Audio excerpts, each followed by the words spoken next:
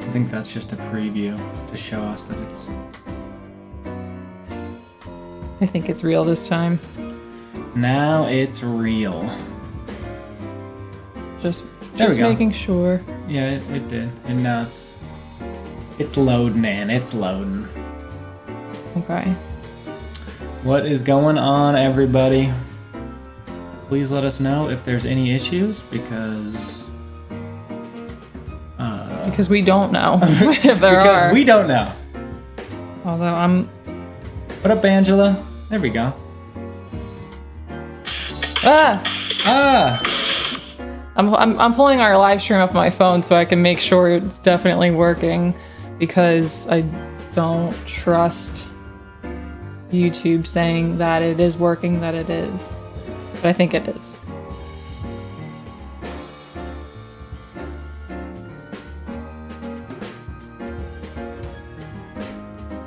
There we go. We're live! All right. Woo! It happened. We did it. We actually figured it out. All right. Do we look like Peaky Blinders?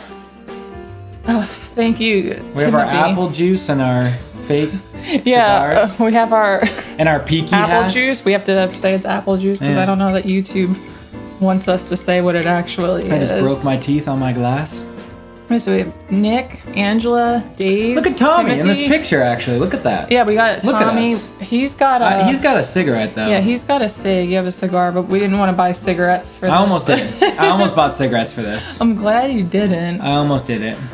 Yeah. Where are the razors? Yeah, I don't even know how. We're not they do allowed. that. We're not allowed to show the razors because of YouTube policies, right?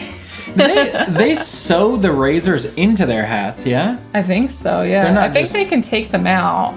Because it looked like, you know, when John cuts Changretta up, the Changretta boy. Mm-hmm. They always do it with their hat. So obviously, if it wasn't sewn, he would just take it out. Wait, I'm sorry. When who does it? When John. There he is.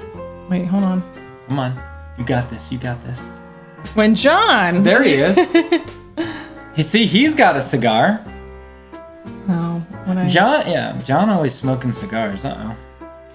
That's not what I wanted. Wordsley Dave. We appreciate all the comments on our videos as well. I know that Dave was commenting a lot. Yeah, we do appreciate that. And we were reading a lot of the comments because it gave us some perspective. It's kind of like when you're first watching a show, you kind of miss a lot of things, you know? Oh, yeah. This So- show especially. I just went and rewatched the whole thing once Yeah. we were done making our reactions. And there were so many things that I didn't even really notice when we watched it the 1st time, or things that I was like, oh, wait a second, Yeah. that was connected to this. And Well, yeah, it's- there was a it's lot fun. of things that like popped up when you've already seen it, and you're like, oh my gosh, like little things that happened where you're like, oh, that's why this happened, or things like that. So Yeah. Anyway, we were talking about John for a moment. I took the time to get images of our of different moments from the show, so wherever this discussion goes, we can have some supplemental visuals on the screen. And we were talking about John, so that's why John's there right now. so you're popping up, John. But hey, What's Danny. up, Danny? But yeah, we've got John with the cigar, like you have. There we go. Where's all the You're just all their holding your whiskey whiskey. at? What'd you say? I said you're holding your whiskey. I gotta hold mine too. I mean, my apple juice. Yeah, your sorry. apple juice. Come on now. Calm down. But yeah, we really like the Peaky Blinders show. We got Dave. I live near Black Country Museum where all of Charlie Yard's scenes are filmed. They do Peaky Blinder night there. They do a Peaky Blinders night? What? And they're fucking great. All getting dressed up. That's so sweet. So it's just like a party, like a Peaky Blinders party. I like that. Ever since we watched the show, I've said a couple times, like, I just want to start dressing like that. I know. I want You've to buy said like that. a vest and like a suit. Yeah, you would really. I have a stand trench out. coat, but it's at my other home. So At your grandparents. yeah, at my grandparents' house. But yeah. Yeah, Please you watch. posted What it. does that say? There's a heart that's blocking half of what that says there. It says, "Please watch." Band of Brothers. Oh, Band of Brothers. Yeah, we might check that out. Is that a show? I think it's a movie. I don't know, but I either think way, it's a we might movie. check it out. We're always open to suggestions 'Cause I think- because we plan on doing this channel Forever. Forever? I mean, I don't know. We don't have like a set date, like when it's gonna end. We're just old with canes. Yeah, we'll be little old senior citizens watching stuff. So. I'm so bummed that Peaky Blinders is over. I am too. It's so funny, like all of our reactions since then. I think I've brought up Peaky Blinders like 100 times. We find some way to reference Peaky Blinders in everything we watch. Well, because we watched Inception, and you said that we should watch Inception because Cillian Murphy. one, it was good, and two, because Cillian Murphy and Tom Hardy are in it. Yeah. And every time Tom Hardy was on the scene, I just had to do the Alfie Solomons. I had to do the Alfie Solomons impressions. Mm-hmm. Yeah, well, how can you not? I know.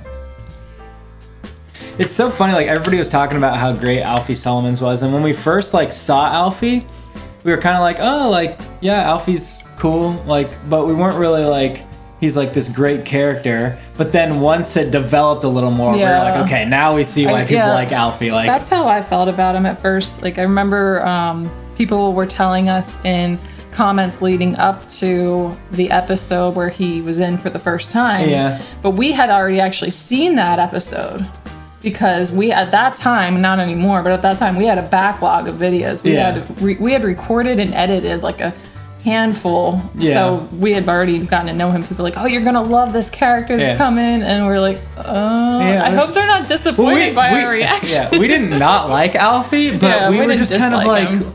He wasn't, like, at the beginning, he's just like a new character, you know? Yeah. But then once it developed, and then you see the scenes with him and Tommy, then you're kind of like, okay, like, he's funny, and he's witty, and he's also kind of crazy. Yeah. Which is like, yeah, it's cool to see. Yeah. No, he definitely got more enjoyable. I like that as we got to know him better. He backstabs Tommy, but then he was like, he backstabbed Tommy a couple of times, it seemed like, or he was kind of like out for himself, but then he was like with Tommy, you know? I like that scene with Luca Changretta where he's speaking, I don't know what he's speaking, because they're speaking in Italian, and then he says something in, I don't know what he's speaking in. Does anybody know what? Yeah, if you guys know. What language that is? It wouldn't be Hebrew.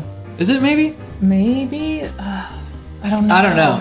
But he says, Tommy was right. You just want to kill us all. Like, talking about Luca Changretta and, like, the Italians. Yeah. And I was like, that's so badass. Like, it just shows that he's, like, taking into account, like, what Tommy says, you know? Right, yeah. Like, he respects what Tommy's saying. He's like, oh, like, Tommy's right. Like, you guys are fucking nuts. Yeah. Yeah, I like that a lot.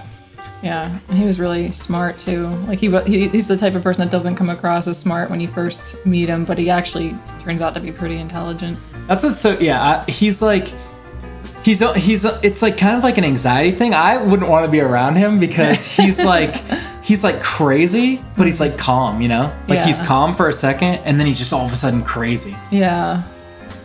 Let's see here. Maybe we should actually read the chat as opposed to just freaking going off about Peaky Blinders. Let's see here. Oh, I like this. Which character had the best development? I like Ada's development through the seasons. I agree. When we were watching Ada, remember we were like, she was rewatching the show. I didn't rewatch everything with you, but I came in through parts of it. Yeah. And then, like, when I'd sit on the couch and you were watching, I would just get sucked into it again. And I'd be like, I can't stop watching this. Right.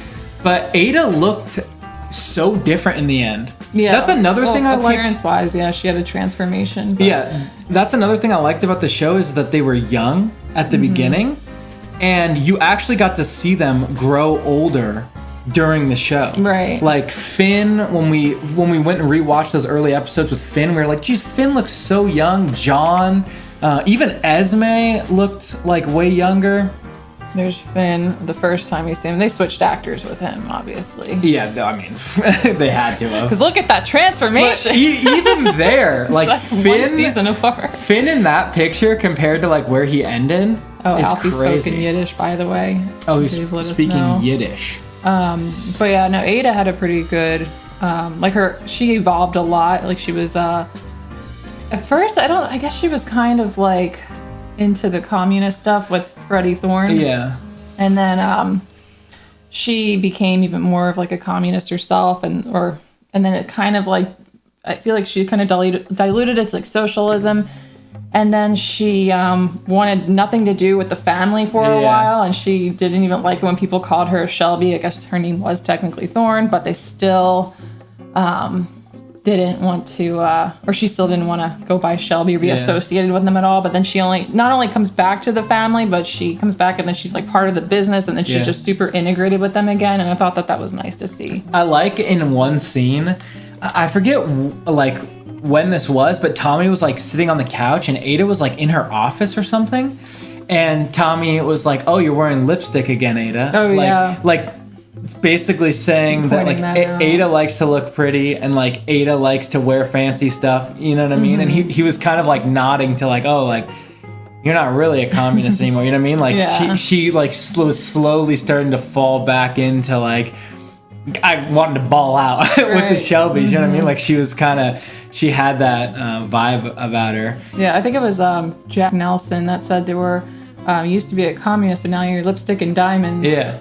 I also really like socialist, but I like Ada's development in the end, because when she had that meeting with all of them, when Tommy couldn't make it, you know, when I think he was off doing the stuff with Ruby, where he was like trying to help her with the gypsy stuff and talk to Esme. Yeah.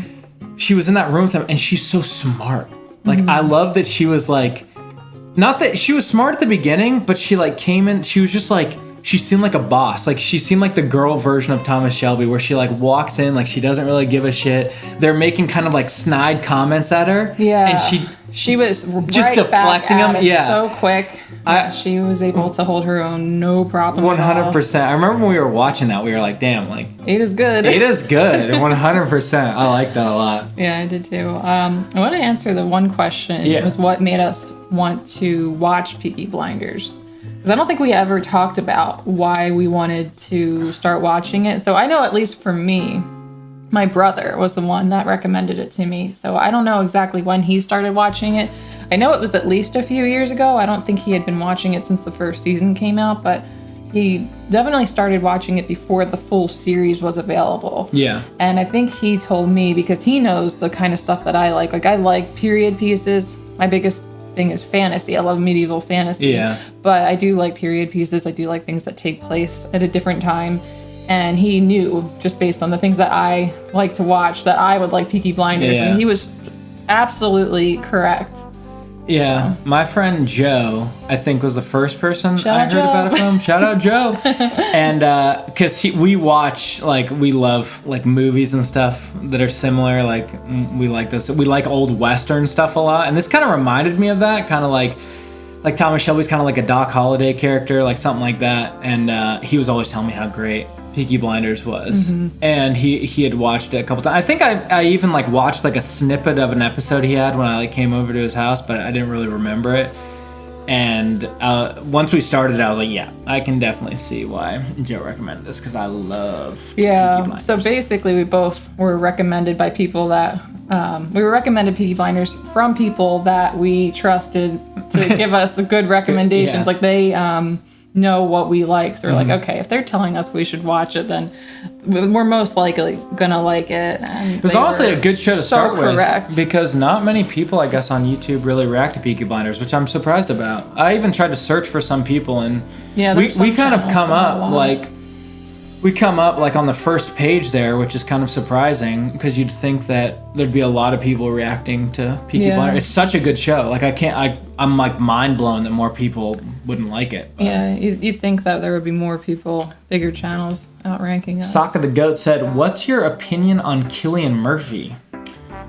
Well, I don't really know him personally, but I mean, the few times he's I really met good him, in Peaky Blinders. Yeah. I mean, we go way back, but no. And he was good in He was good in Inception. The only issue is that he had an American accent. So he's Irish, right? Yeah, I believe he's Irish. He's Irish, but he had an English accent in Peaky Blinders, and then he had an English accent in Inception. Yeah. And the English accent threw me for a loop in Inception, because as soon as he started talking, I like just want him to be Thomas Shelby. American accent. Or American accent.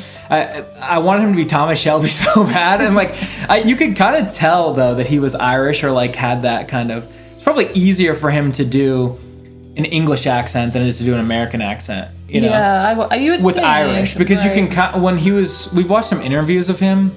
He had that what was it, like a Vanity Fair? I think it was Vanity Fair. Yeah, that thing. It interview? just came out recently with Margot Robbie. Yeah, which is where we first heard, like, when they were talking about the Peaky Blinders movie, and we were like, oh shit, is there going to be a Peaky Blinders movie? And then we were reading the comments on our last couple of videos, and somebody confirmed, like, yeah, that they confirmed that they're going to start shooting a Peaky Blinders movie, so we're very, very excited about that. Yeah. Cillian Murphy, I hope that comes out. he killed it. The only thing I had seen him in prior to Peaky Blinders was Batman. So I had a little seen Cillian him... Murphy right there. There you go. Make him Wait, big. hold on. We gotta be sad boy Tommy with the apple juice. With the apple juice and the... Oh, he's got a cigarette butt. John, yeah, I always thought it was funny that John would always smoke cigars. I think, like, it seemed like as they got more wealthy, they started smoking cigars. Like, Arthur would have a cigar, John would have a cigar, but Tommy always had cigarettes. Yeah, he always was a cig smoker. I also thought it was interesting that, and we learned this from the comments, and then we started watching, and we were like, holy, like, this is right, is that Tommy never eats. Oh, yeah, I know. He's never shown eating. So somebody told us that he had eaten in one scene, and then when I went back and rewatched it, I never found that one scene. So I think whoever said that maybe was mistaken, or I just happened to be looking away. I'm trying in to that think. one moment where he maybe took a bite. What would he have eaten? I don't know, but hard-boiled egg. Yeah, and hard-boiled egg. He just. Well, we noticed, like, that's why we never noticed. He just plopped it in his mouth. Yeah, we got that comment, like, pretty early on, I'd say. Yeah. Like, not super early on. And I started watching. I was like, oh my God, they're right. Every time he'd sit down, like, he sat down with the Russians at dinner, didn't eat. Yeah. He'd always drink whiskey, smoke. When he's around Ada, when he's everybody, he never eats. Yeah, there was that one scene where he had all this food laid out in front of him. He was at the table by himself. It was right after, it was after that scene where he was in the hospital and he gets back home. There we go. There you go. I hate this guy. Yeah. God, I hate this guy. After this guy. Hughes. Hughes. Oh, man. After he had him beat up, well, Tommy was going to kill him and he was tipped off. And, that scene made me so mad. I know. Oh my! I hated that scene guy made being me successful. so mad. Yeah. Because just to see his face, he's like taking a piss. That's something I want to talk about in a moment. But yeah, there was the scene after this, after he got beat up by Hughes's men, the Oddfellows, and he was in the hospital. And then when he gets back home after being in the hospital and recovering, he's sitting there with all this food in front of him, and he just grabs a cigarette. Yeah. Doesn't eat anything. It's crazy. But yeah, so Hughes, horrible.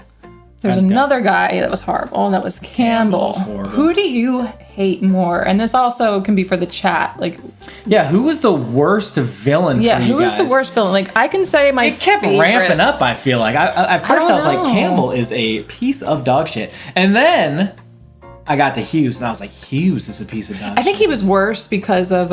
he was diddling little kids. Yeah, I don't even want to say that. Yeah. I mean, yeah, what Michael basically implied. Well, that's what yeah, happened to Michael. Paddy Considine. I'm a big fan of the actor after watching House of the Dragon because he was so good in that. But the character was terrible, and it made me wonder, like, who was worse, Campbell or Hughes? Because I hated Campbell, and like the actors are fine, but they were such good actors that they made you fucking hate their characters, and I just wanted to punch them. I think because Campbell lasted longer than Hughes, right? Campbell was kind of like two seasons. Campbell worth. was 2 seasons. So Hughes didn't.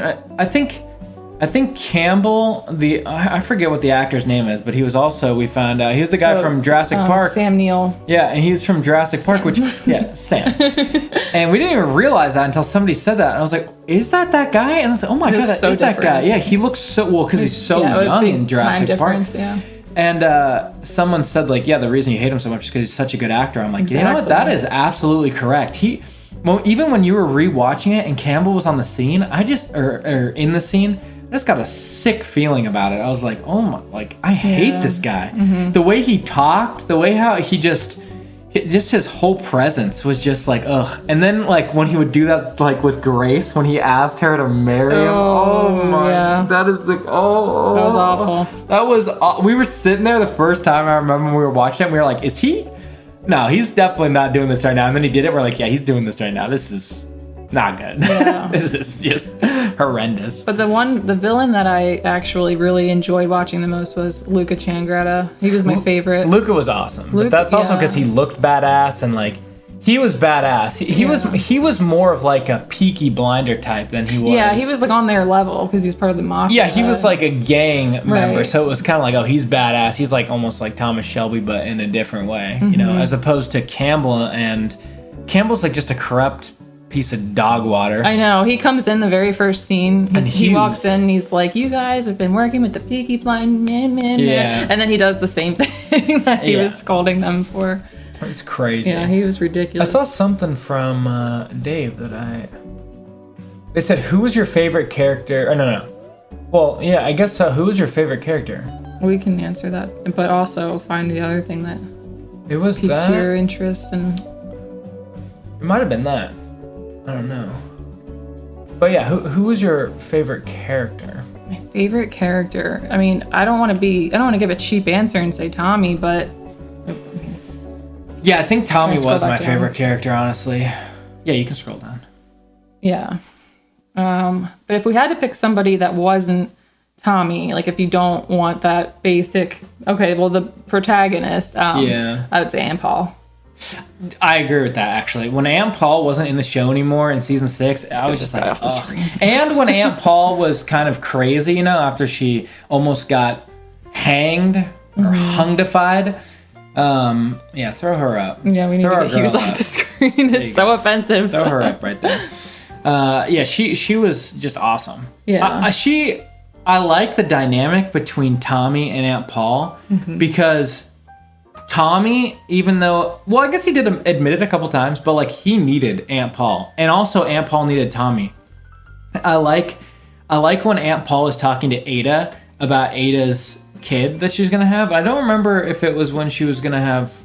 Carl or Elizabeth. Was it Carl or was it Elizabeth? Well, she was pregnant with Carl in the first season, so but that's how you can probably because I don't know I what don't remember you were honestly, but she was talking to her and she said she was talking about like her kids when her kids were getting taken. Ada had just had Carl. Oh yeah, and she said that, but that'll never happen to you because Tommy won't let them. And I was like, that is so badass. Yeah, that's so badass. Yeah, like they'd come so far at that point, and they were still like pretty. Like they weren't even anywhere near as far as they eventually get to, and they were already at that point where it's like nobody's gonna fuck with them. Yeah, but they know better. Well, not nobody, but for the most part. But it was also like Aunt Paul just trusts Tommy and also knows what Tommy's about, but she also like keeps him level-headed, you know. So she knows like that he kind of can like go off the rails a little bit, but she kind of keeps him level-headed. But then she also knows that like he's really smart and that like he's all about the family. Right. Yeah. And I they like have that level of trust, and they would butt heads sometimes, but that respect was always there. 100%. And that was really enjoyable to watch. But yeah, I think Tommy was my favorite. Yeah, rest in peace to Helen McCrory. That was so fucking sad. Like I don't want to linger on something sad because I'm likely to cry, especially because we're drinking this apple juice. Yeah, you're gonna start crying. No, I won't. But yeah, that was. That's not something Tommy would do. That scene when in the very beginning of season 6 when they were at her funeral. Mm-hmm. That was horrible. And like it's it was just her picture. Sad, and it's quiet. They're not playing any music, and you could feel like the actors' emotions behind that because the actress actually died. Yeah. Let's talk about something else. I'll probably cry. Scroll up a little tiny bit. Oh, someone said Johnny Dogs was their favorite character. Johnny Dogs was great. I love Johnny Dogs. I actually agree with that also. Johnny Dogs was amazing. I loved Johnny Dogs. He was hilarious. I love that he was like authentically hilarious. Mm-hmm. He just was classic. He was just a gypsy and like he was funny. He was loyal the whole time. That's another thing is when the Alabama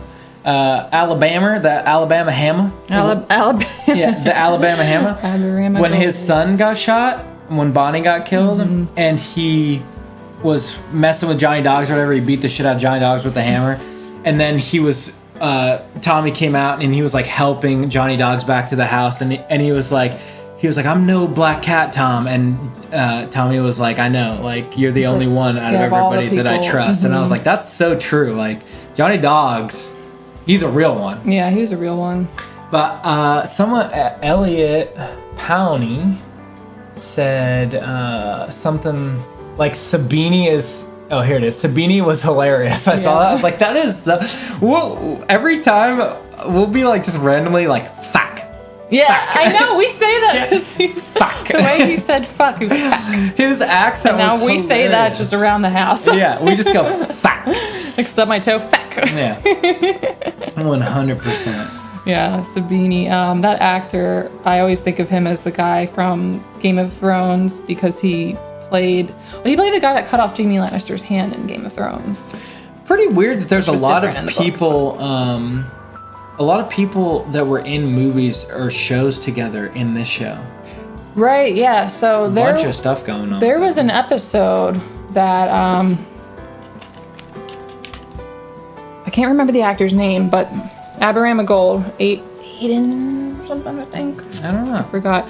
But he was in an episode because he played Littlefinger in Game of Thrones. He was in an episode with the same actress who played Liza Aaron, who they had scenes together. Like they were, like their characters were pretty connected in Game of Thrones. And she was also in that episode that had the actress, I can't remember her name, that played Gina, and they were in that movie The Witch together. Yeah. So those two actresses. So there was a lot of overlap there, and that was pretty interesting. 100%. That seemed to come up a decent amount. Caleb said, Polly was class, man, rip. And then said, only woman who could dominate a conversation in that show, and her relationship with Tommy was so sick to watch. 100%. Yeah. I agree. Yeah. Well, I think Ada eventually gets to that point, but yeah, she's like, and she's not the same level as like they're just two different people, you know. But Sokka the Good said Tommy did eat with his kid when he left after the death of Grace. He ate mint leaf. He did. He did. He actually did eat mint leaf. Something in his mouth that wasn't a cigarette or whiskey. That's one of the episodes that I watched with you when you were watching on the couch. So I do remember that because he was saying like Grace is gone now. It's just us. And he did eat that mint leaf. Absolutely correct. Dang, you're right. Okay, so yeah, there was one moment. Dave said, favorite character to me has to be Arthur with the funniest line on about Linda. She won't let me even keep a fucking spud gun. Yo, Arthur is I laughed at Arthur so many Tristan times. loves Arthur. I mean, so I thought Arthur was enjoyable, but I did not. When he got hooked on the opium and stuff, I was so bummed out because he just wasn't like, he wasn't the same. I guess it would be like if somebody was like that in real life, you know, like you know somebody a certain way and then they get hooked on drugs or something and they're just not the same way. So I hated seeing Arthur like that when he was just all down and like dull. But he was so funny. You think he's funny too, because we'll just walk around the apartment and be like, Linda. I'm going to the Linda. The way he says Linda. But I agree. It's just so pronounced, Linda. I think I just like Tommy the best because he's just like all around just such a great character. But I also like, I like all the characters, to be honest. But yeah.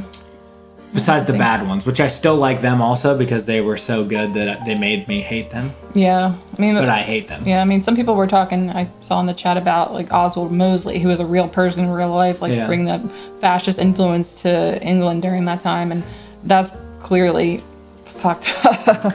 Luna Silvermoon said Alfie Solomons, based on what we know about him now, it seems a little weird Sabini had the upper hand on him before the Peaky Blinders came to London. Yeah, I agree with that. It was kind of weird how that went down between them, and I was even confused when we were watching it because I was like, is he working with the Italians right now or is he not? And then you're like, no, he's not working with the Italians. And then later on he started working with the Italians when he like double-crossed Tommy, you know? And I was like, so he is working with the Italians. So I did kind of get a little confused there. Yeah. But yeah, I agree with that. It seemed like, and Alfie's so smart, you know? This is one thing I wanted to discuss, which guys in the chat, feel free to ask whatever, but there are some talking points that I had in mind. One was, and this is to you guys in the chat, Who did you prefer? Yeah, who did you guys these like? two ladies, May or Grace? We really liked May, didn't we? We liked May a lot. Well, hang on now. Let's calm down about this. We liked Grace at first, and then she started. We liked Grace. We didn't like Grace. I mean, okay. We didn't like Grace. At first, she was okay. So thinking back to season 1, maybe we only liked Grace because Tommy liked Grace. I think so. I don't think that she seemed like a bad character, but she was betraying him. Like, she was undercover, and But that's why I like Grace, because she was supposed to be betraying him, but then she fell in love with him. right, yeah. So she fell in love. She got to know him. She changed her way of thought on a lot of things because she fell in love with Tommy.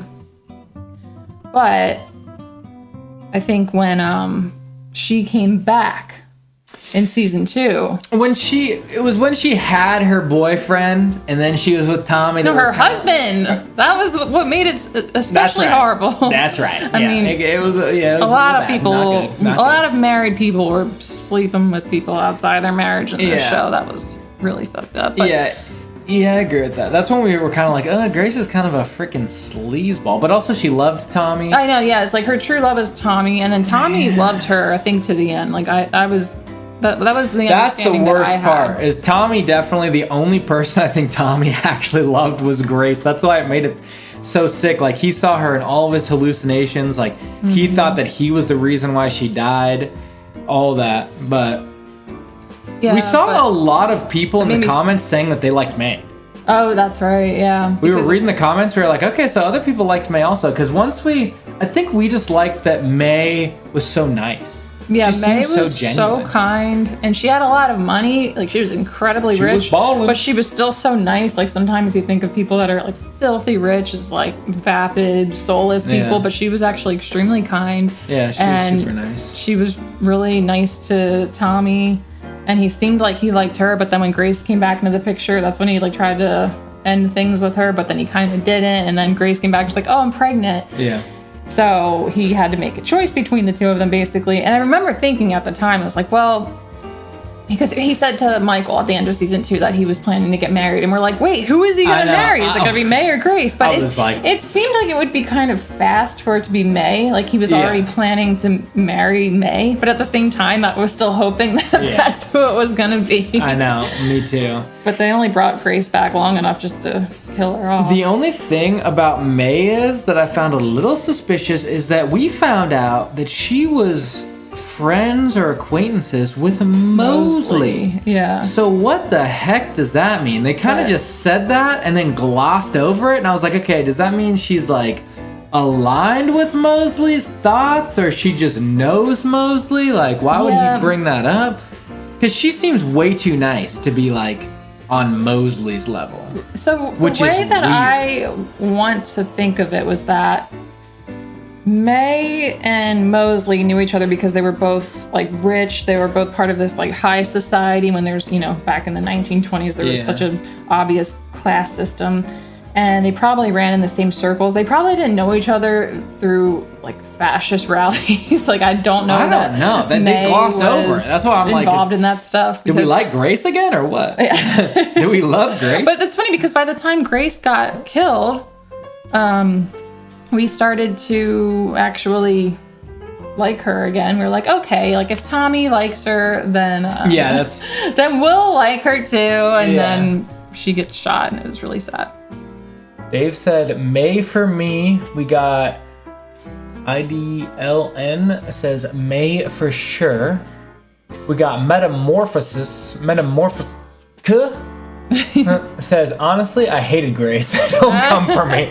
Yeah, I agree. I mean, we won't come for you. No. Well, I didn't hate Grace. Yeah, I preferred May, and Grace she lied a lot, but she loved Tommy, so whatever. We talked about it already. Chips the dog says, just wanted to say thank you for what you do, keeping us entertained. Love and blessings for all. Oh, thank you. We appreciate that, Chips. Yeah. Thank you. I preferred May. For Jack Arnold says, I preferred May, but I think it was better that she didn't end up with what happened to Grace. Yeah, I agree. Also, I think she is Tom Hardy's, Alfie's wife in real life. She is, which we also learned from the comments. We were like, holy crap. Yeah, and then when we were about to watch Inception for our channel, I was looking at some of the images on IMDb. And they're together? It was like the premiere photos from Inception, and then there was the Tom Hardy and I think Riley something is her name. I can't remember her last name, but whatever May's actress's name, where they were there together, and that was like 2010. Do we before know? Peaky Blinders. Oh, so they were together before Peaky Blinders. Yeah. Because I was going to say, wouldn't you guys feel a little bit weird if you were like, oh yeah, my wife's here, and also here, Cillian Murphy, why don't you go making out with her and bumping uglies with her in this scene? I mean, that's a weird thing I always think about in general when it comes to movies and shows, like where there's love-making scenes, and the people are married in real life. And the love-making scenes in this show were like, they didn't really show a lot, but like they were naked, it looked like, unless they had like little cloth over their doodads. Yeah, I think they do have like tiny like they're making out and stuff. I feel like that'd be weird to just see your spouse in a scene with somebody else. My whole life I thought that with TV shows, especially when you're in the show. Right, yeah. Like, it's not like they're just out to work and like you don't really have to like be around it or anything, but like he's in the show with them, so it's just freaking weird. He's like, yeah, take my wife for a spin, but don't get too crazy. Something I wanted to say while we're still on the topic of May and Tom Hardy, there was the episode in season 4, I think it was, where May comes back to Small Heath. It was season 4 because they're hiding out from the Luca and all of them. That's right. That's when we thought they were gonna get back together, and we're like, oh my god, we're like, May's back. Yeah, so that didn't happen. Tommy is starting to make his own gin. That's right. And I feel like I have to burp. I'm trying to not burp into the microphone. Oh my goodness, what's going on over there? It's the apple juice. So yeah, he has her try the gin that he's been making, and she's like, "Oh, it's too sweet." And then Tom Hardy's character Alfie comes later in that same episode. And he's like, "Not sweet enough." Yeah, 100%. I thought that was so funny that they're married in real life and they were saying opposite things about his gin. That's funny. Yeah, I wonder if that was deliberate or if it was just like a coincidence. But either way, I enjoyed that. Yeah. M. Monroe says Team Grace. She was also a marvelous singer. She was singing. We didn't like singing scenes, well, but the only issue is she was talented. Yeah, we don't like singing scenes just because we feel so awkward. Like when it's one person and they're singing to like not that many people, and I just no get music, like contact awkward about it. I know, I do too. I've always been that way. There's something about it. Probably because I'm too much of a wuss to do that myself, so that's why I just get like contact. Like, oh gosh, this is. Yeah, she was incredibly talented though. It also made me cringe when they had that like IRA chick sing at the table, and Mosley was like, "Oh yeah, Laura, why don't you? McKee. Yeah, why don't you sing your IRA song?" And she starts singing it, and I was like, "Oh god!" They just ended up singing her rebel song. Yeah, her rebel song. Ugh. She starts singing, and everybody's just around. It's dead silent. The room's so dark because the house is in mourning, and it was uncomfortable. I know it was. We got Dividas Chesnakas. Hopefully I said that right. Tommy truly opened up to Grace. There was a scene with Lizzie where she says you never let me in. That's when she was on the bed with him, right? Mm-hmm. Yeah. When she like freaked out. Yeah, their relationship was really depressing, honestly. Their relationship was so weird. Mm-hmm. And yeah, I don't really... I feel bad for Lizzie, but I also am kind of like, you had to have known, like... You know what I mean? Yeah. Like, it was kind of messed up. And then when he said, like, in my mind, I'm still paying you for it, it was like, oof, like, after they've had a kid, they're married, and then he says that, and it's like, oof. I got the impression that it was meant to be spiteful because she was kind of giving him a hard time, but still. Like, but maybe it was kind of sprinkled with a little bit of grain of truth, wasn't it? Yeah. Like, he did not love... It was. He wouldn't have said it otherwise, but I think he definitely believed that. But if Grace was still alive, ever. Well, yeah, but also if she didn't get pregnant, he would never have married her. And I think the reason, they never directly say it, but I think it was kind of just implied that the only reason they were married was because he became a politician, and it probably wasn't a good look to have a love child with somebody that you weren't married to, especially in that time.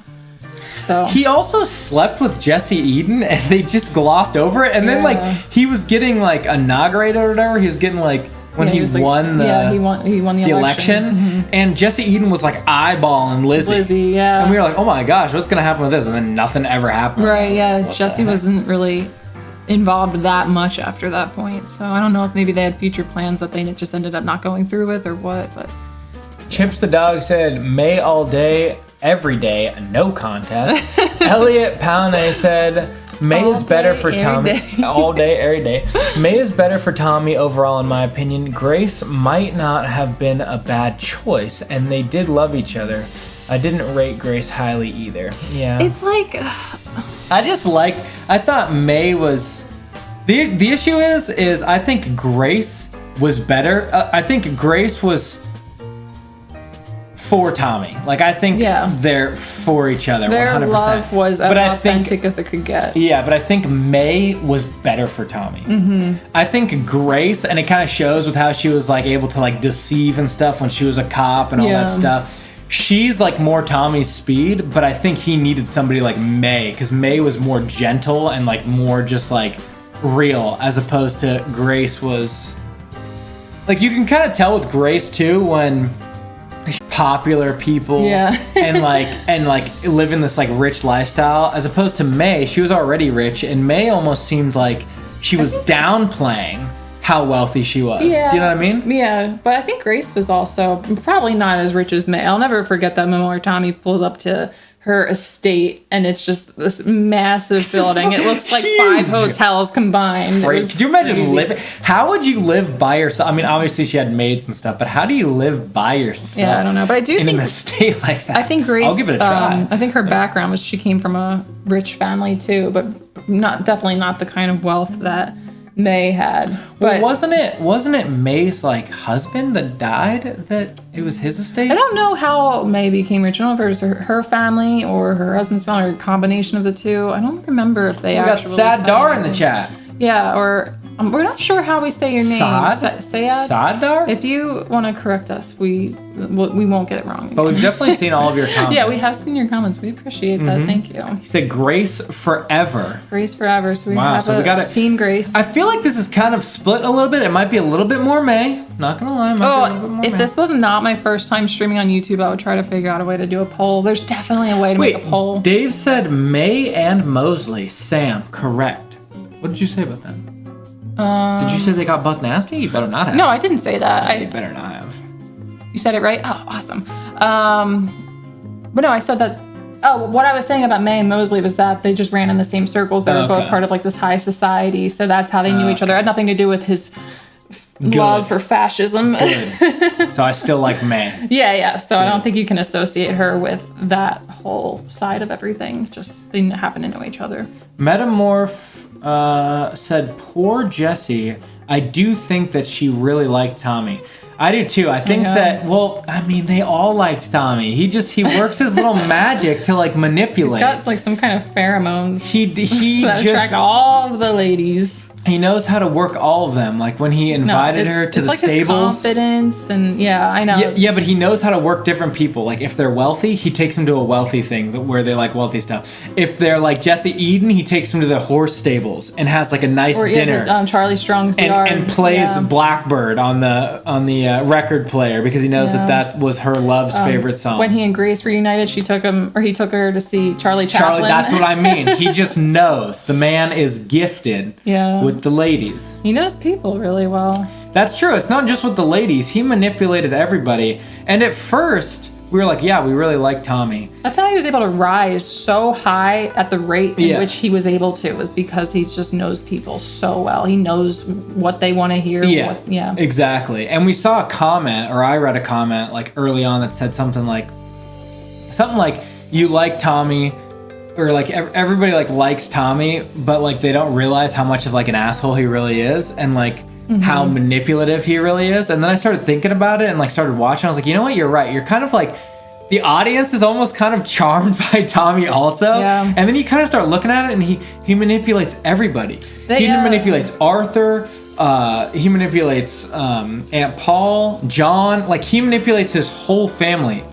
Even when we said this too, I think this was way after we read the comment, we kind of were like, yeah, Tommy's just like really good at manipulating. He was with Aunt Paul and Arthur when he was gonna ship the opium, and Arthur wasn't about it, and he knew that Arthur wasn't about it, and so he had to get Aunt Paul on board so they could vote. And so what does he do? He says, Michael, Michael, this is how much Michael owes me, and if he helps me with this opium, bring him back into the business. Then I'll bring him back into the business. Off of him. Yep. And immediately Aunt Paul is like, so he's gonna be like lifted. Yeah. So he knew like, okay, Arthur's not on board with working with this, so we're gonna have to freaking get Aunt Paul, and he just manipulates Aunt Paul. The man is a master manipulator. He's really smart. He's really, really intelligent. Like, how else do you rise that high that fast, especially in a time like that? We got Master Poe says, what is your favorite scene from the show? That is a tough question. That's really tough. I can probably actually think of it because when I was rewatching the series, I remember a few scenes came up and I had goosebumps. But of course, right now, off the top of my head, I can't remember exactly what they were. I like a lot of the small scenes. Like, I really like that scene that I was talking about earlier with Aunt Paul and Ada, where she says, like your kids won't ever get taken away from you because Tommy won't let them. Like, I thought that was badass. Like, for some reason, just that line and just how that was just so... I just like that a lot. But also, I liked a lot of the, like, more action scenes, too. I liked... let me think here. I loved the scene... I don't know, this might be a cheap answer, but I love the scene when Arthur's resurrection, essentially. We knew though that something was fishy with that. I was like, no way they killed Arthur that fast. Even though we kind of had an idea that another Tommy genius moment though. Tommy knew Arthur was alive, but then played it like he wasn't, so that he could trick everybody into thinking Arthur was dead. I really like the scene, the end of the show, not the last scene, but I like when he's about to frickin' commit Sudoku and he hears Ruby's voice and he runs out to Ruby and he says, did Aunt Paul send you? And he's like, Aunt Paul sent you, didn't she? And then she says, you let the fire go out. You need to get the fire going. And that whole scene, because at first I'm a moron. So I'm like looking at the newspaper. I'm like trying to read the newspaper. And then you saw the picture and you're like, oh my God, it's the doctor. And I was like, oh my God, it's the doctor. When we got done recording. That was a great scene. I was so happy. That was definitely in my at least top 5 of the scenes, because when we got done recording that, I said to you, I was like, I wish I could relive that moment and like 100%. Discover that again for the first time. Like I have goosebumps talking about it right now. That was incredible. That was the best reveal. The way that he was sent to go look at the paper right after he was about to shoot himself. 100%. And so like this thing with Ruby where he sees her and she tells him you let the fire go out, and then that moment where you see the doctor in the wedding photo and then you realize the whole thing is just one big conspiracy. I was so good. it was so good because they waited like a while, because I said something when that first happened. I said like, what if Mosley, if it was a lie? What if Mosley, if it was a lie? That's what Tristan said. I don't know if anybody caught that. I edited that episode, and I included it at the end. I don't remember if we included that in the original episode where I said that, but I said something like... Oh, right, yes. I said something I was just going to point out the funny thing you said. Oh, yeah, what if Mosley, if it was a lie? When Tristan realized that the doctor was working with Mosley and them to make Tommy think that he was dying... Tristan had already said that he theorized that was a possibility, and when we discovered it, he said we were just so excited, and you go, what if Mosley, if it was a lie? Crazy. It was just so funny. It's just crazy that was actually the case, though. I was saying that kind of like as a joke, like because I did not want that to be true about Tommy. That's why I was saying that I was so happy in that ending scene. Mm-hmm. Obviously, it's kind of like a what the fuck moment, but I was like, oh my, I'm so happy that Tommy's not actually dying. Yeah. But let's see here. Let's read some of this stuff. Actually, would you mind going through some of that while I run to the restroom? I'm gonna have to do that also. Okay, well, so I will run through that. Yeah, I'll be right back. Switch.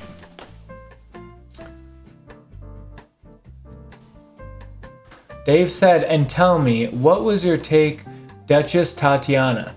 She was a complete nutter, but something about her and the Russians, I agree. Yeah, I think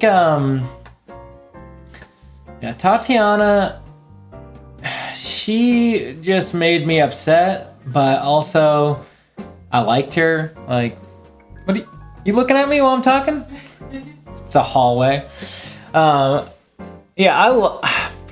don't know. She was just so crazy, and when she's in the house with him, and then she grabs Tommy's gun, and she plays Russian roulette, I was like, what the heck is going on? But then they like get together at the end of that scene. It just, the whole thing is so weird with them. They're all of them, even when they're at the Russian house party, it gives you like such an uneasy vibe of these Russian people. Kind of like at what Alfie does, where Alfie has this like weird vibe about him where they're kind of like playing and they're like silly, and then immediately they're like aggravated, and you're like, whoa, like what?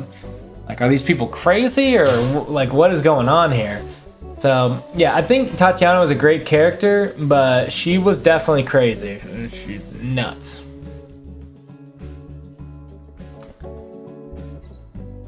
Ja said, I don't know if Jesse Eden really liked Tommy, because after they did it, she got up right away and put her clothes on. That's funny. What a freak. She put her clothes on. She should have just laid naked forever. Yeah. That's funny. Once you have Tommy on you, you just stay there. I agree, though. Most of them stay there. You don't shower again for the rest of your life. Mostly Tommy. He's the one that bounces first, so I agree. Do you want to go use the restroom? Yeah, I'm gonna. Metamorph says, any scene with Tommy and Alfie gives me life. I agree. I like the later scenes with Tommy and Alfie. Yeah. A lot. Mm-hmm. I think, I like how their relationship developed, and it was like, they just had like so much respect for each other, even after he shot him and he lived. Like, yeah, they had this crazy, weird like connection with each other. This rapport that was very unique. Yeah. I love the scene. I love the, Metamorph also said, I love the scene where John confessed that he wanted to marry Lizzie. I think it was episode 4, yeah.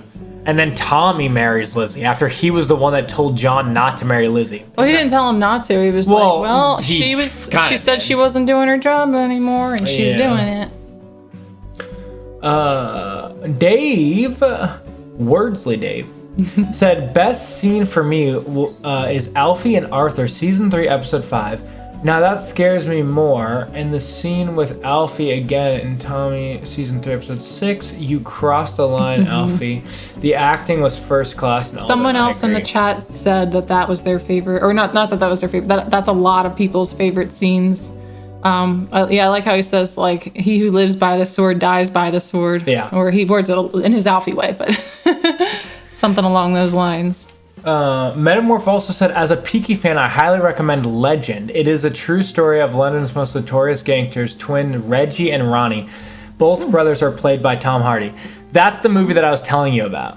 Oh, that I said he talks like, Alfie talks like how he talks in that movie Legend. So maybe we could react to that. You haven't seen it. I've seen it. I have not seen it. I think I've only seen it once, though, so it would be nice to refresh myself on it, but it's that same thing where he's kind of like, he talk like this, kind of like that. A little less drony though. Alfie kind of is just like chill talking. Yeah. But Legend is a good movie, and it's got the same like gangster vibe like how Peaky Blinders does, and it's just Tom Hardy. Yeah, definitely down to check it out. Yeah, you know what, guys? I'll say this right now. I don't know if we've ever said this in a video, but I'm down to check out anything as long as it's not horror.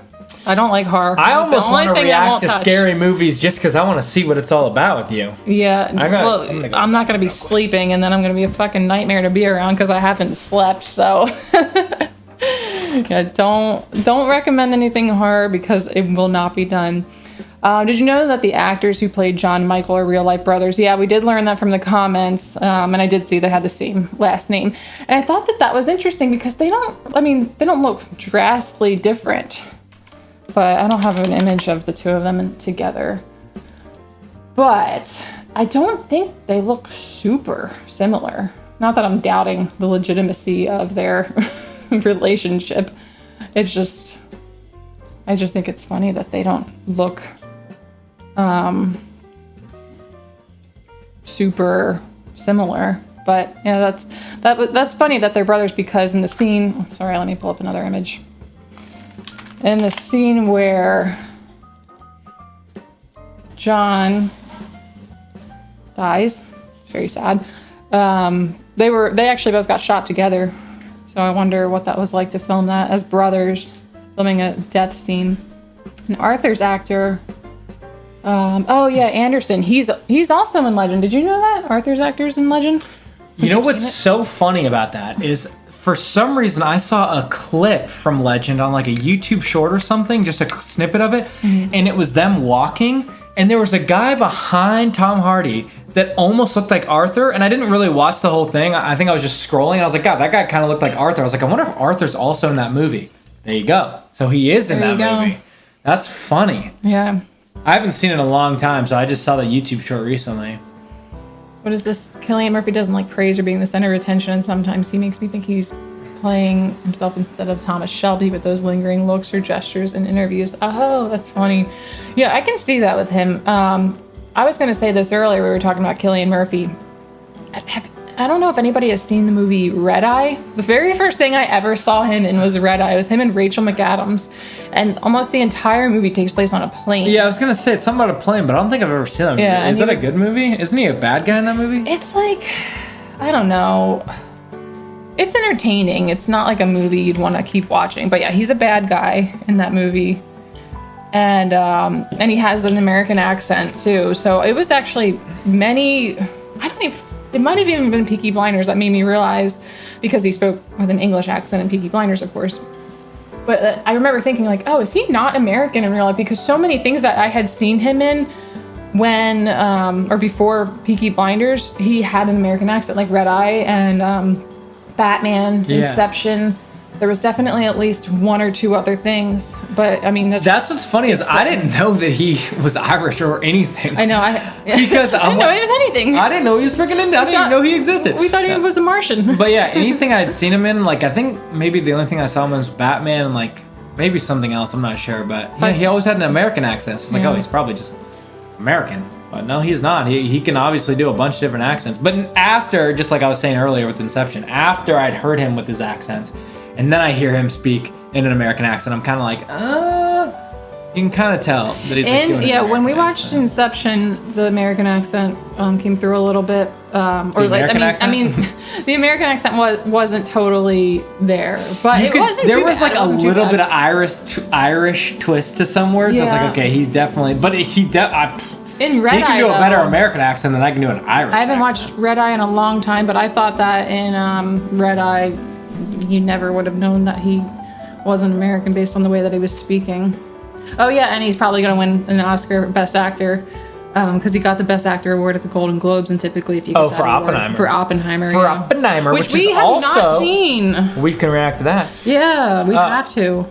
The only issue really is that every time I see Cillian Murphy now, I just want him to be Thomas Shelby forever. Like, I just can't get that out of my head. Yeah. Metamorph said, Cillian is such a softie in real life. And they also said, I love Red Eye. There you go. Nice. You got some Red Eye fans. Yeah. I like Rachel McAdams, too. She's usually in, like, rom-coms or, like, romantic movies, but she's good in other things, too. Master Poe said, scene after Grace's funeral when Tommy yells at John, since my fucking wife took a bullet meant for me. Yeah. Acting is phenomenal. It's so good. It's funny that we have John taking a bullet up on screen right now while we're talking about that. 100%. Not that that's funny. But I quoted that the other day, didn't I? You did, I quoted that same thing the other day. When I was rewatching that episode, I think you said that. Since my wife. Before he said it. Yeah. Oh, let me hold the cigar. Yeah, why don't you light that up in our apartment? Yeah, let's get kicked out. Yeah. How did you know I wasn't dead? You sent me a letter, Alfie. Yeah, that's funny. Yeah. That was good.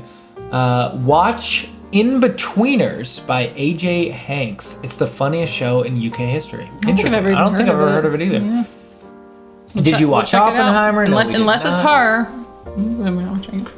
Yeah, but we should watch Oppenheimer. 100%, yeah. I was talking about the In-Betweeners.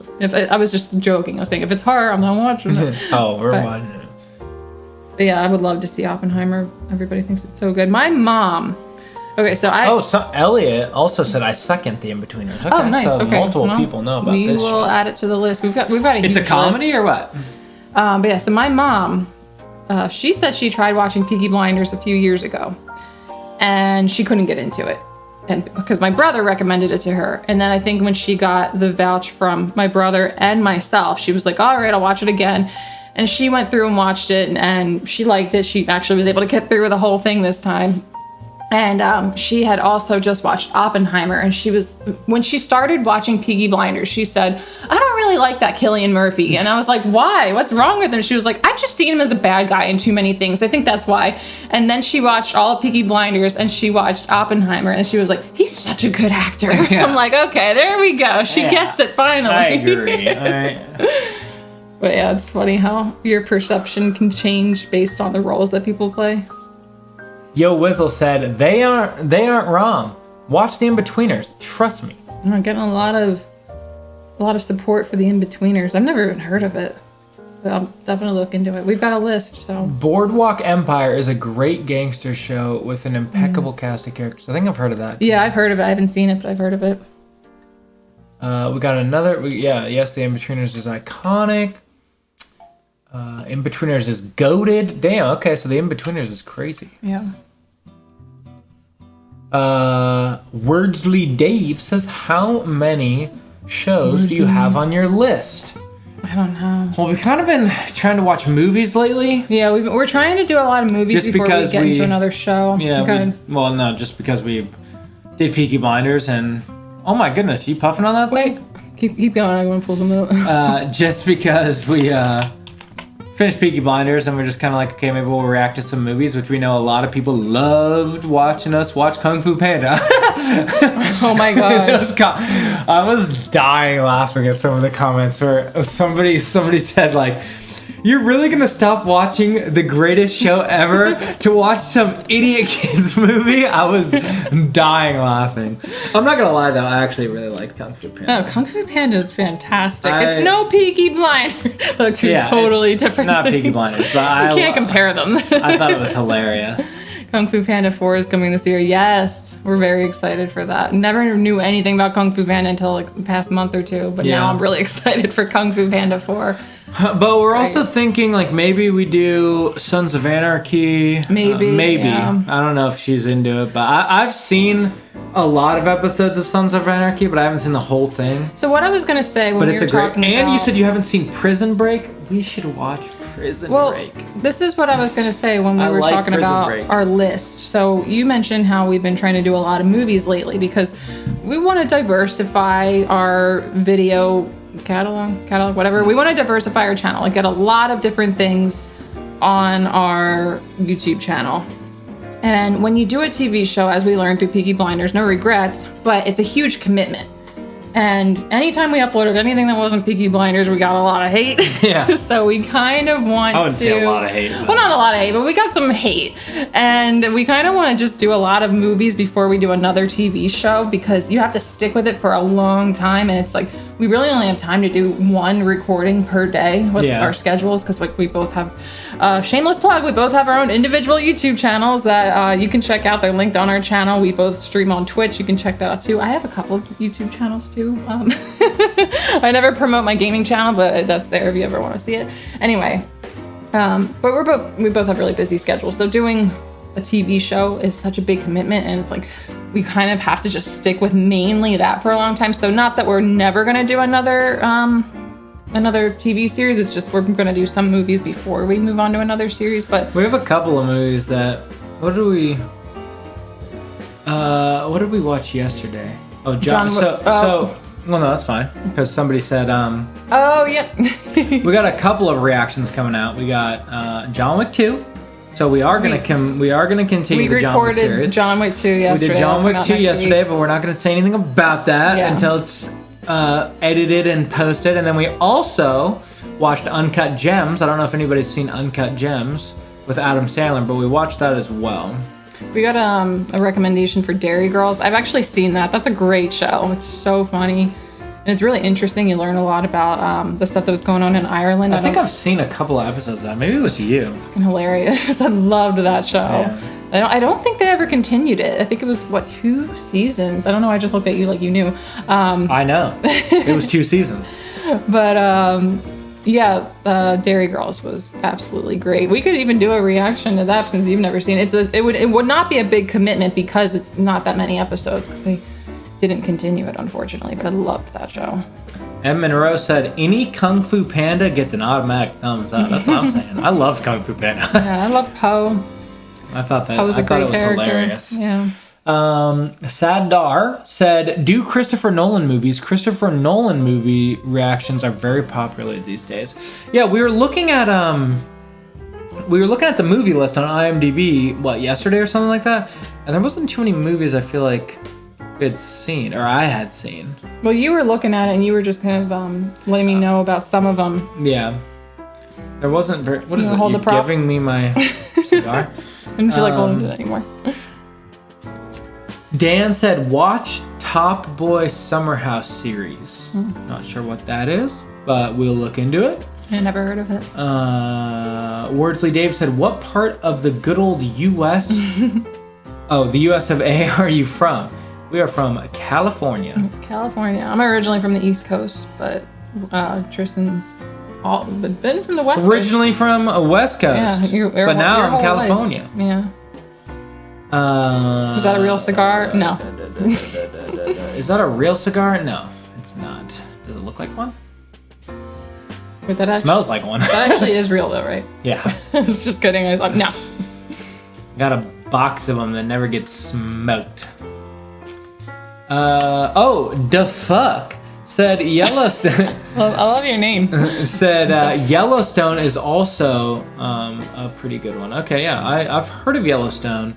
I think it's like a maybe not cowboy. It's like a western. Yeah, well, I think it's present day. I never saw any of it, but I think from what I heard, it's present day. Maybe I'm thinking of a different show. But it takes place around, I guess, Yellowstone National Park. I think it takes place in like Montana with they're like ranchers or something. I don't know much about it. I just know that. I mean, my mom didn't like Peaky Blinders at first. My mom was the one that told me about it, and she was like, I couldn't keep watching it. I hated that show. But she also didn't like Peaky Blinders at first, so. Can I take your word? I don't think she's here. I told my mom we were doing a live stream. I don't think she's here. I'm like saying this. I'm like, oh, she's gonna be mad at what I'm saying. Disrespectful. Patrick said, I shall miss your Blinders. I watched it every evening when I got in from work. Oh. What to do now? Huh. Well, we appreciate that, but we agree. I'm so bummed that Peaky Blinders is over. I could watch them just keep doing the same shit over and over and over again. Yeah, we were so sad when we finished that episode. Like, we didn't even want to watch it because we're like, this is it. We're not going to ever be able to watch another At least again. There's supposedly the movie coming, so that makes me a little bit excited, you know?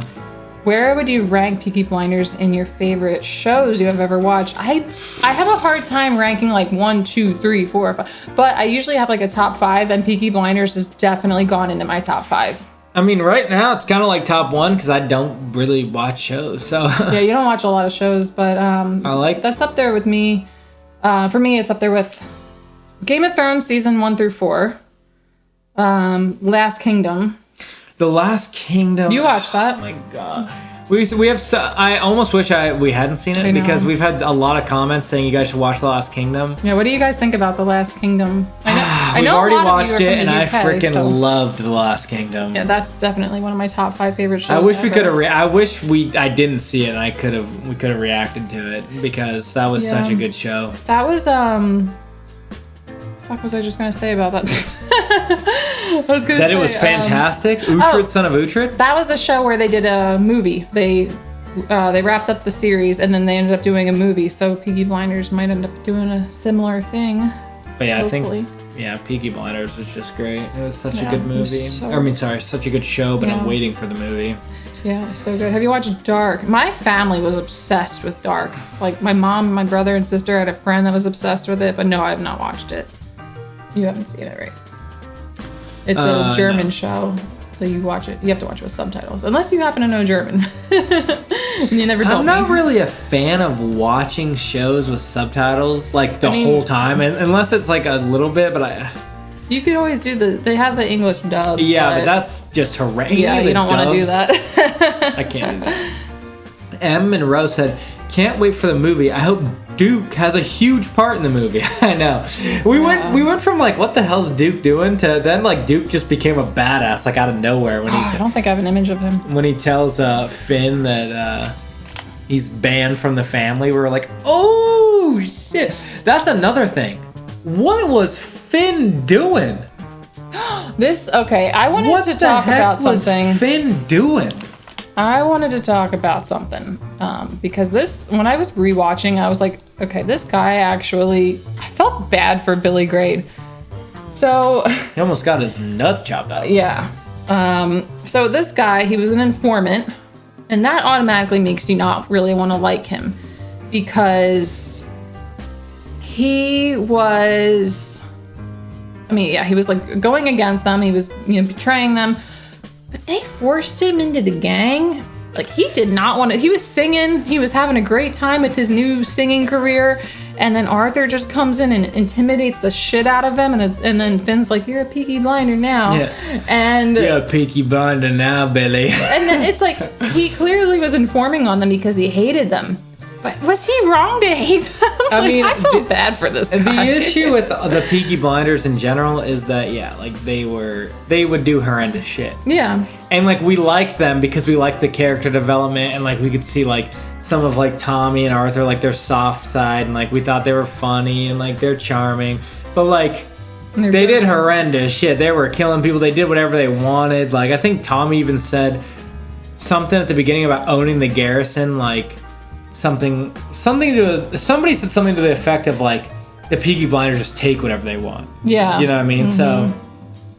So they're not great people. Right. So anything that happens against them, you're kind of it makes sense. So I agree. Obviously Billy's gonna. I don't really hate Billy for being an informant against them. What I do hate though is Finn defending Billy. Yeah, he was against his family. Oof. I don't know. In that moment, though, I felt like his Finn previous was, family. He ain't a part of the Blinders no mo.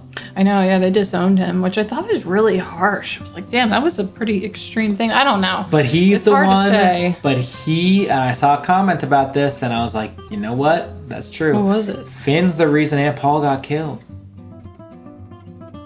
Oh yeah, fuck. It took me a moment to connect those dots. Finn is the reason. Yeah, he told this guy because he leaked his little mouth. And Arthur said to him too. Arthur said to Finn, "Say shit in front of Billy. Don't say anything, about family business to people that aren't family." And he leaked the shit. And killing the fascists tonight. Mosley didn't get killed because of it. Aunt Paul got killed because of it. Yeah, Barney Aberrammer, the Alabama Hammer, he got killed because of it. So, yeah. M. Monroe said Lost Kingdom's good, but not as good as Vikings. So we haven't seen Vikings. I watched a couple of episodes years ago, and I never got back into it. But I told him we should try and watch it because maybe it's just the first couple episodes you didn't like. But we had a lot of comments about that. Yeah, I'm down to give it another try. I loved The Last Kingdom so much. I actually, if anybody is interested, I have some videos on my on my fantasy channel about The Last Kingdom. Some of them are pretty old when I just started doing YouTube videos, so the quality might be garbage. I have a Smash or Pass video about The Last Kingdom. What a sicko. All the characters. Not all of them, because I think I did it before season 5 and the movie came out, but... I did some Last Kingdom Dan videos. said Top Boy, just like Peaky Blinders. Highly recommend. Okay, Top Boy is like Peaky Blinders, so some gang activity sort of situation. Top Boy. But yeah, what are you doing over there? No, I was just checking something. Can I have some more of that apple juice? Yeah. I don't know why I asked you. We split this. Peanut butter apple juice. Although I don't have any more ice, and I think it's going to taste yucky without it. I've been drinking it without ice. I know. I don't know how you do that. You don't need apple juice with ice. It's just, I need to cut it. It's too strong. It gets to me. I think, has anybody in the chat seen Prison Break? And can we get Sam on board with watching Prison Break? I haven't seen it in a while. But I'd watch it again. I mean, I'm not opposed to it. I don't know anything. I also about didn't it. watch it all the way through. I think I only watched through season 2, and I don't even want to say anything about what happened or anything like that, just in case we watch it and you haven't seen it. But Yeah. the first season, so good. Jake and I watched it. Did you? Yeah, like when we were younger, we would just like binge watch it. We were like, dude, this shit is so good. Yeah. Wordsley Dave said, how about your favorite reaction? My favorite of yours is the finale. It was unbeatable. Yeah, the finale was good. I also think when John got killed, I was like, holy shit. It was almost... Yeah, that was going to be the thing that I said. Yeah, the reaction was almost like delayed because we were like staring at it for a second. We couldn't register that it happened for a moment. In our reaction video, it almost looks like we didn't sync the clips properly. I know. Because we were so late reacting to it because we were just watching it like, what the fuck is going on right now? And then it registered that John was just getting roasted and we were like, oh, what the heck? Like, yeah, I'd say John was the most shocking, even though we were also surprised when Grace got shot. But I think I just did not see John getting killed at that time. Enjoy your whiskey. I mean, apple juice. Yeah. Noah said, first season of Prison Break is amazing. There we go, Noah. Danny said, I love the first season of Prison Break. That's what I'm talking about. Oh, come on, Ahmed Gabar said, come on, Sam, it's an amazing show. I'm not opposed to it. Yeah. The chat turns on me. They're like, come on, Sam, just watch it already. Yeah, Everybody's all on your side. I'm like, I'm down. I just remember the first season being amazing, so maybe we only react to the first season.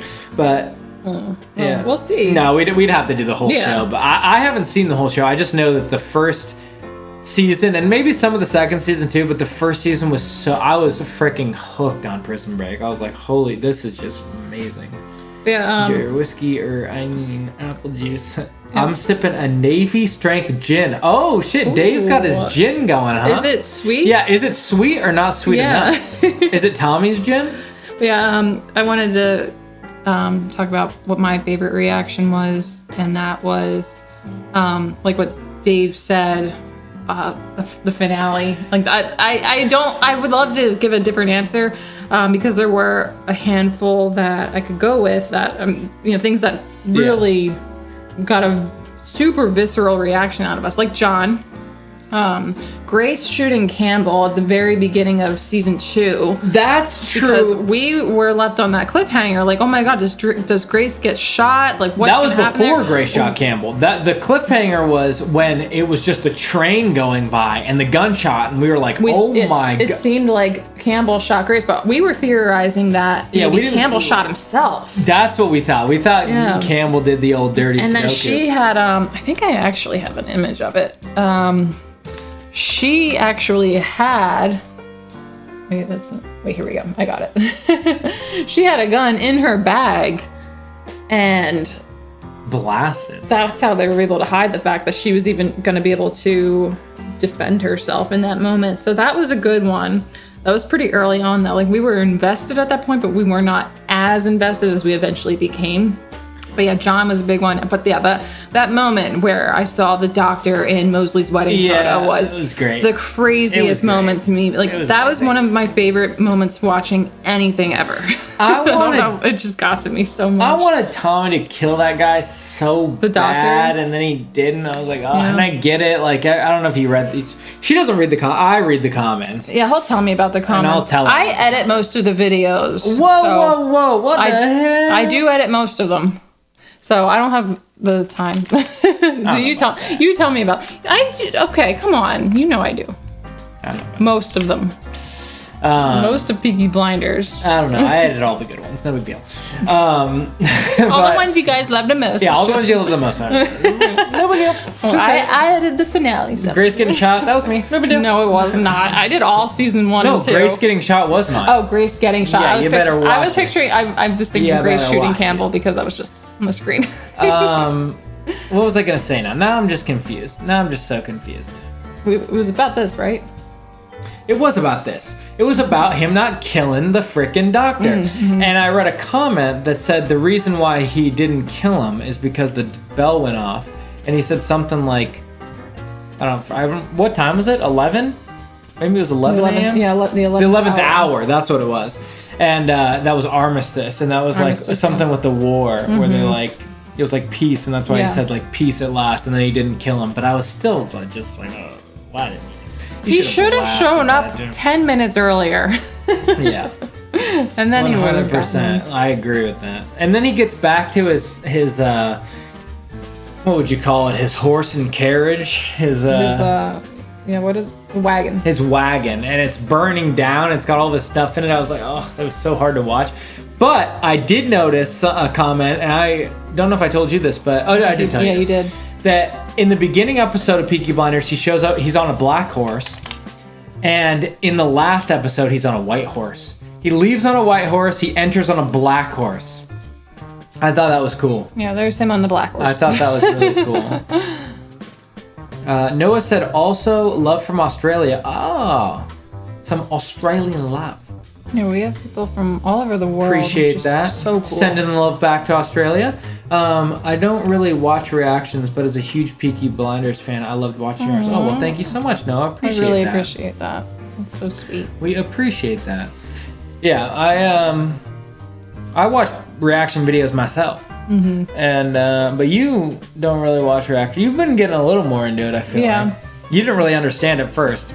I feel like the thing with reaction videos that people don't understand is like if you told someone like, oh, I watch reaction videos, they're like, why would you watch somebody else watch the show? But it's kind of like, if you're a big fan of it, then well, you're getting a little bit of what would you call it? Like you're reliving the reaction of like what you had. It's almost like especially when it's a crazy show, you know what I mean? Like when John dies or something like that, and you're not expecting it coming, and then you see someone else like amazed. Yeah. It's like showing somebody else a show that you really like, and you're kind of secretly like trying to watch them, like if they're getting the same thing. Which you and I have done with one another in the past. 100%. So I get why people like reaction videos. I like watching reaction videos for things that I like. I'm like waiting for people to get excited about parts that I get excited about, and it's fun to watch. So yeah, and it's fun to rewatch things that you haven't rewatched in a while. Right? Yeah, I agree. And you're watching it with somebody else's reaction, so it's pretty cool. Patrick said the 11th hour of the 11th day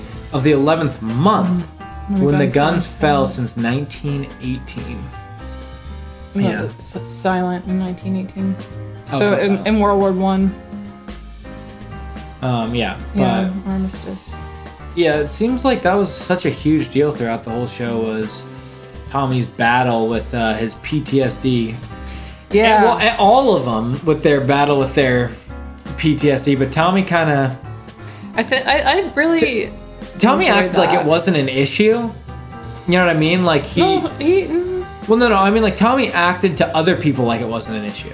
So like he would be like to Arthur and stuff, he's like, you're back, like you're fine. Like to Danny Whizbang, he's like, you're fine or whatever. But he was also dealing with it. Yeah. He more so wouldn't let anybody else in on what he was dealing with, and he would tell other people like, we're back, like you don't have to, like you shouldn't be dealing with this anymore. But he was also dealing with it himself, which is crazy.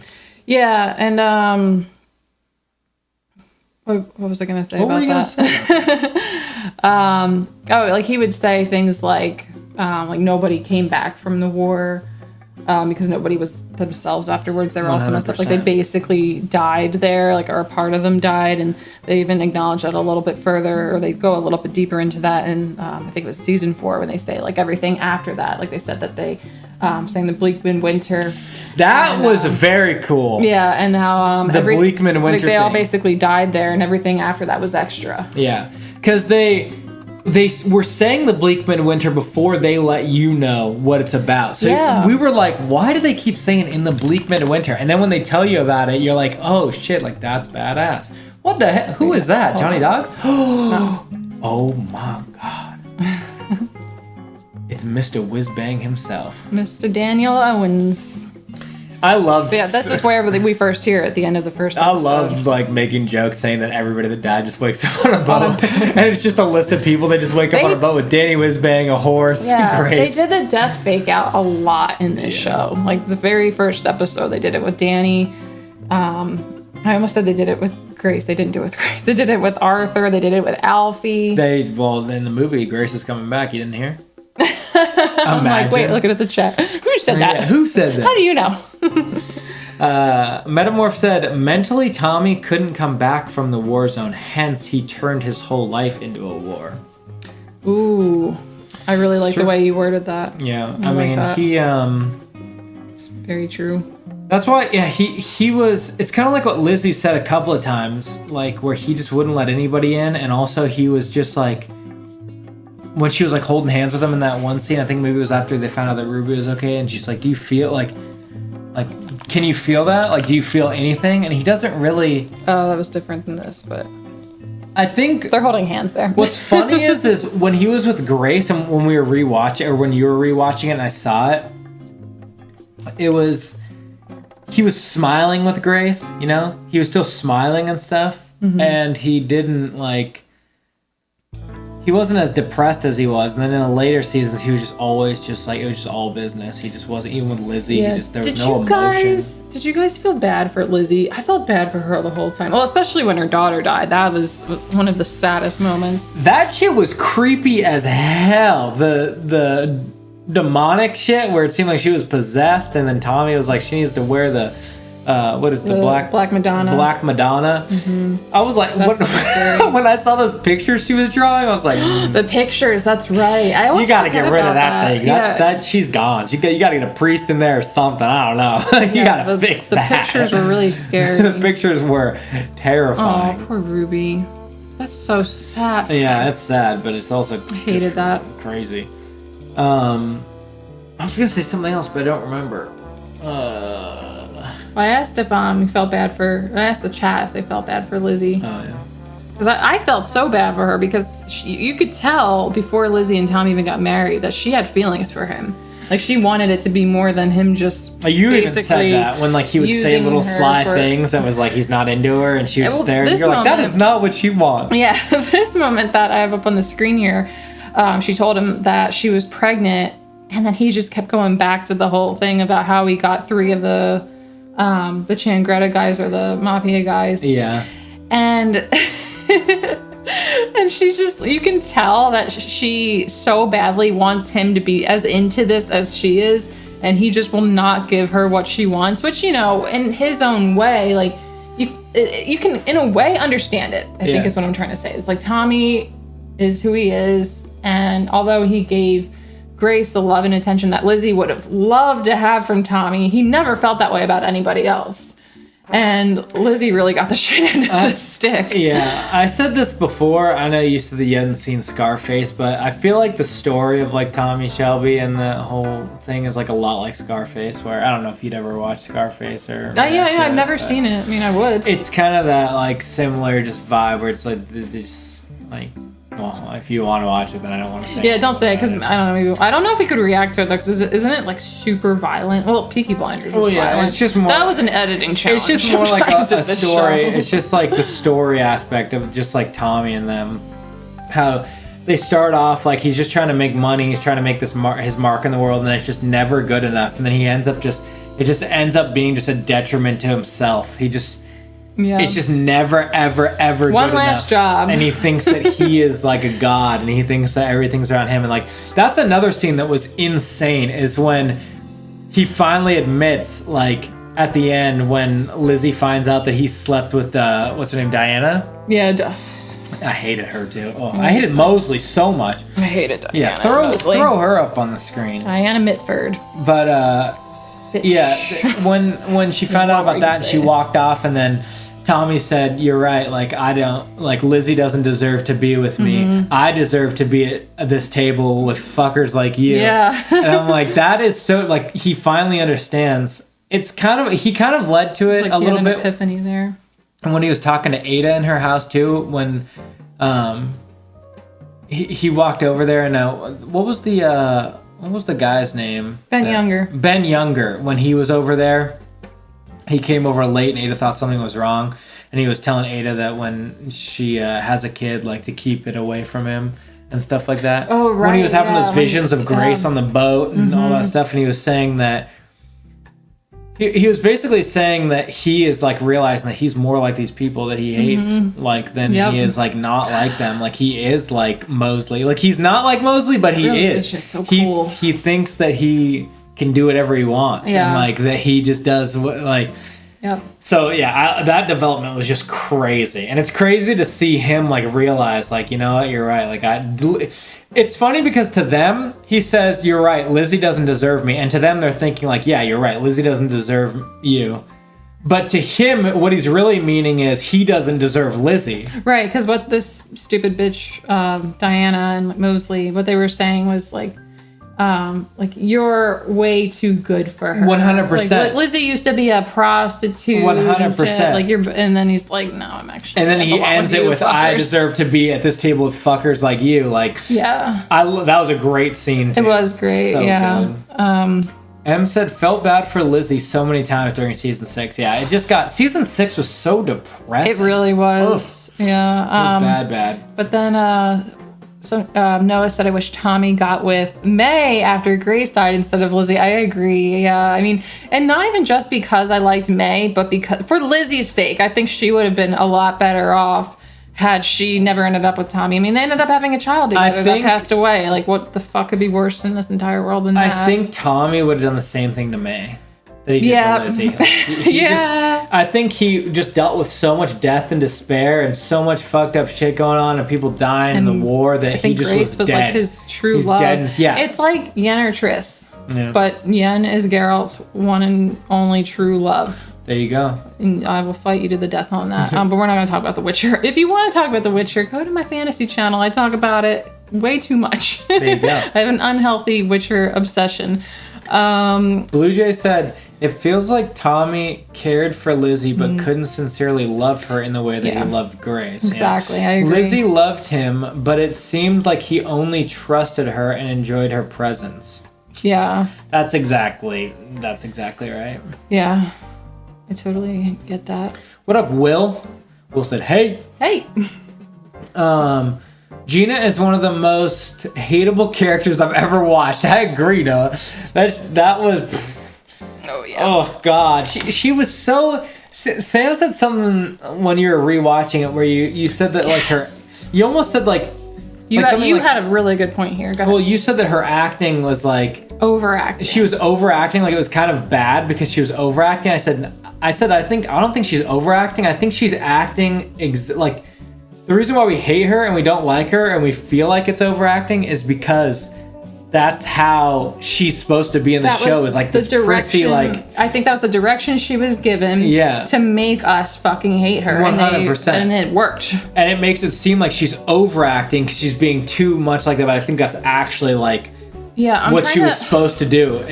I'm trying to think of a line from Gina. Come on, Michael, baby. Yeah, she's like, come on, baby. Come on, Michael, baby. With her teeth on her lip. At first I was like, this is just overacting. Like, she wasn't really doing a really good job at first. But then you pointed out that I think that they're just trying to make us fucking hate her. And I was like, that's exactly what it is. I don't think the actress is doing a bad job. I think that they wanted us to not like her because she was a shitty character. She was not a good person.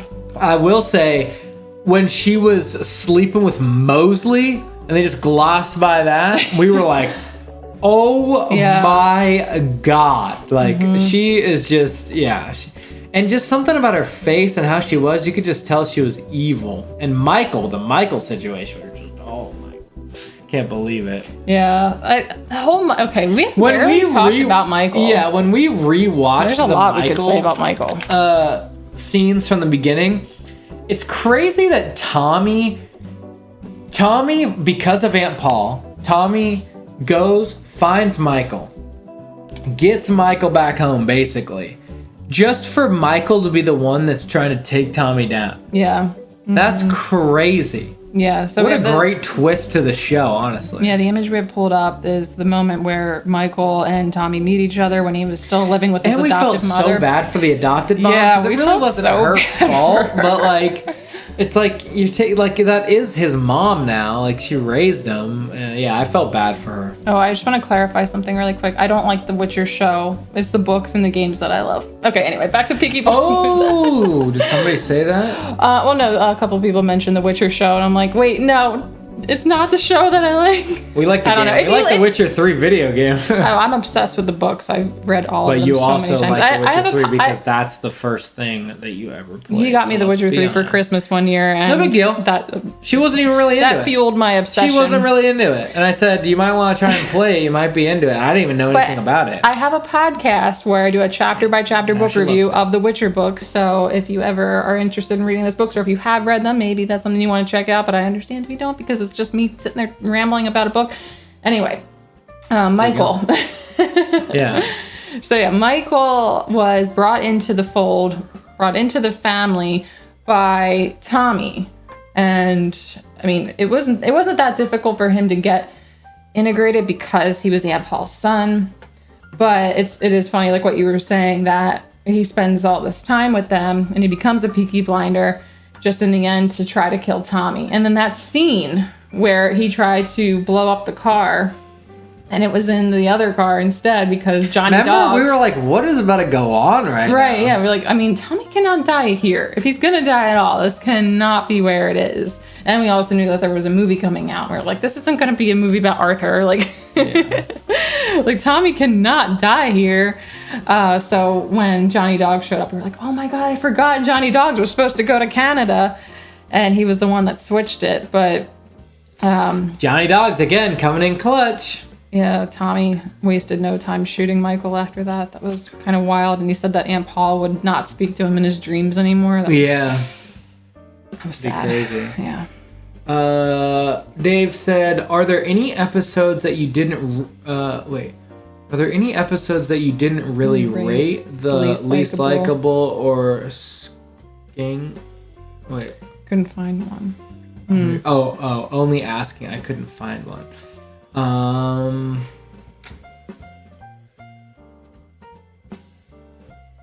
don't know. I'm thinking. I don't know that there was an episode that we didn't particularly like. Yeah, there wasn't really any episodes that we didn't like, but I'd say like there's definitely some episodes that were maybe like filler episodes, maybe. I mean, yeah, but I can't even really think that. There were probably like 2 or 3 episodes maybe that I can't even remember off the top of my head, but I do remember having that feeling after a few episodes that it did feel like most of it was filler, or maybe like half of it was filler, or it was more filler than like the average episode. Yeah. But I don't know. I mean, nothing stands out to me. Not really, because we were so addicted to watching the show that every episode was honestly pretty freaking good. Yeah. Let's see here. Anderson said, wish we got to see Alfie more. Every time he's on the screen, it becomes twice as funny and entertaining. Yeah, I agree. Yeah, he wasn't included super often. He wasn't even included until the second season. Like I was saying, I like the relationship between Tommy and Alfie. I wish that like developed a little more, because it was funny. Like they just had like such a respect for each other. Yeah. Noah said, one of my favorite scenes is when Michael and Isaiah are at the pub. Yeah, 100%. Oh yeah, when I forgot about that. Michael's the one that started that whole business, huh? Well, for some reason I was thinking it was Finn, but it was not Finn. It was Michael. No, Isaiah wanted to go to the Marquise. Yeah. And he said that they won't serve a black man there alone, which is fucking crazy. And so he went with Michael, and that guy gave him a hard time until they knew it was the Peaky Blinders. And scenes like that would happen pretty often, where like there was that one scene where Ada and Jesse Eden went to that one bar together, and then the guy's like, "Oh, sorry, ladies, not serving women today," or whatever the thing was. They couldn't serve a woman without a man. Without a man there, yeah. There was also a scene where and the guy was like, "Yeah, that's." Aunt Paul went to the bar. They didn't find out she was a Peaky Blinder, but Aunt Paul went to the bar. And he was like, "Oh, you have to be accompanied by a man," and she was just like, or he was like, "Is someone going to be accompanying?" And she's like, "What do you think?" Yeah. What do you think? Yeah. And then, but yeah, there was that scene with Ada and Jesse Eden where they go to the bar and he sees Jesse at first. And I'm gonna sneeze attack. You talking about all this freaking? You're allergic to what I'm saying. I'm allergic to what you're saying. And then as soon as he sees Ada, he's like, "Oh, never mind." And I was thinking about this today because we're drinking our, apple juice. And I wanted ice in mine, and Ada said she wanted. We can say the word whiskey. It's not. Yeah. YouTube's not going to ban us for using that word. We're always fucking scared of YouTube and all their rules. But I was thinking about how I wanted ice because it's so strong and warm and gross, and I don't like it without ice. And it made me think of that moment where Ada said she wanted ice, and he was like, "We don't have any ice." She was like, "Next time, have ice." Yeah. It's just so funny. This bar's come to our attention. I like that, like, when horrible shit was going down, that, like, that where there's, like, racist or, like, sexist shit that's going down, because they're afraid of the Shelbys so much, they're willing to go against their ways. They're, like, immediately afraid, you know, of the Shelbys. And I like that, because they were, like, kind of, like, for the people, you know? They were kind of for the people. Yeah, which, I mean, that's why it can be, I wish I had an image of this, but I wish that, or wait, what was it? No, I wish I had an image of this. The image where Tommy had the mud on his face when he actually went to go shoot himself, but Arthur had taken the bullets out. Yeah, so he had half his face was covered in mud and the other half was not when he stood up, and the camera was just focused on him not moving or doing anything for a few moments. And somebody in the comments pointed out that it was probably meant to, and when I rewatched it, I noticed the line was like almost perfect. Yeah. So they probably did it that way to show like Tommy's got like this evil side, but he's also got this good side, because, you know, like they're totally against any sort of prejudice during that time when prejudice was very prominent. Yeah. When people didn't give a fuck about sexism or racism, or like a lot of people, especially around that time leading up to World War II, like the anti-Semitism was a huge thing, and they were very much against that. It's crazy. Yeah. I brought up the image of Jack Nelson because somebody mentioned that he wasn't given his real name, Joe Kennedy. Which, that's what we saw in the comments too. Is that he was supposed to be JFK's dad? I think that's what they said, yeah. Is that what they said? He's supposed to be JFK's dad? Not JFK himself, because he would be too young. No, it definitely wasn't JFK. Right, yeah. It was JFK's dad. Joe Kennedy, you know. I never familiarized myself with that family too much. Em said whiskey or whiskey is better straight. It warms the heart. I agree. Yeah, Tristan's on your side with that. There you go. I need ice. We had a little bit last night. I cut my... I feel like I'm going to be judged. Half and half? With half and half. It was good. I liked it. There was so much visual symbolism in season 6. I loved what they did with the ending scene, says Blue Jay. I agree. I agree. And I also like I said earlier, that the ending scene is him on the white horse, when the beginning scene is him on the black horse. That's just so... What a callback. What a callback without even being a callback, you know? Oh, Anderson mentioned Billy Kimber, not so much to talk about Billy Kimber himself, but it does make me realize we have never said anything this whole stream about Billy Kimber. Actually, I have to use the restroom again. I have to go so bad. I'll be right back and then you can go. So bad. Talk about Billy Kimber. Billy Kimber was just Billy Kimber. I hated him, that's for sure. Yeah, when we were talking about the villains, that was a villain we never mentioned. Yeah, I forgot about that. I honestly thought you were going to bring up the Billy Boys. But we'll talk about them next. Yeah.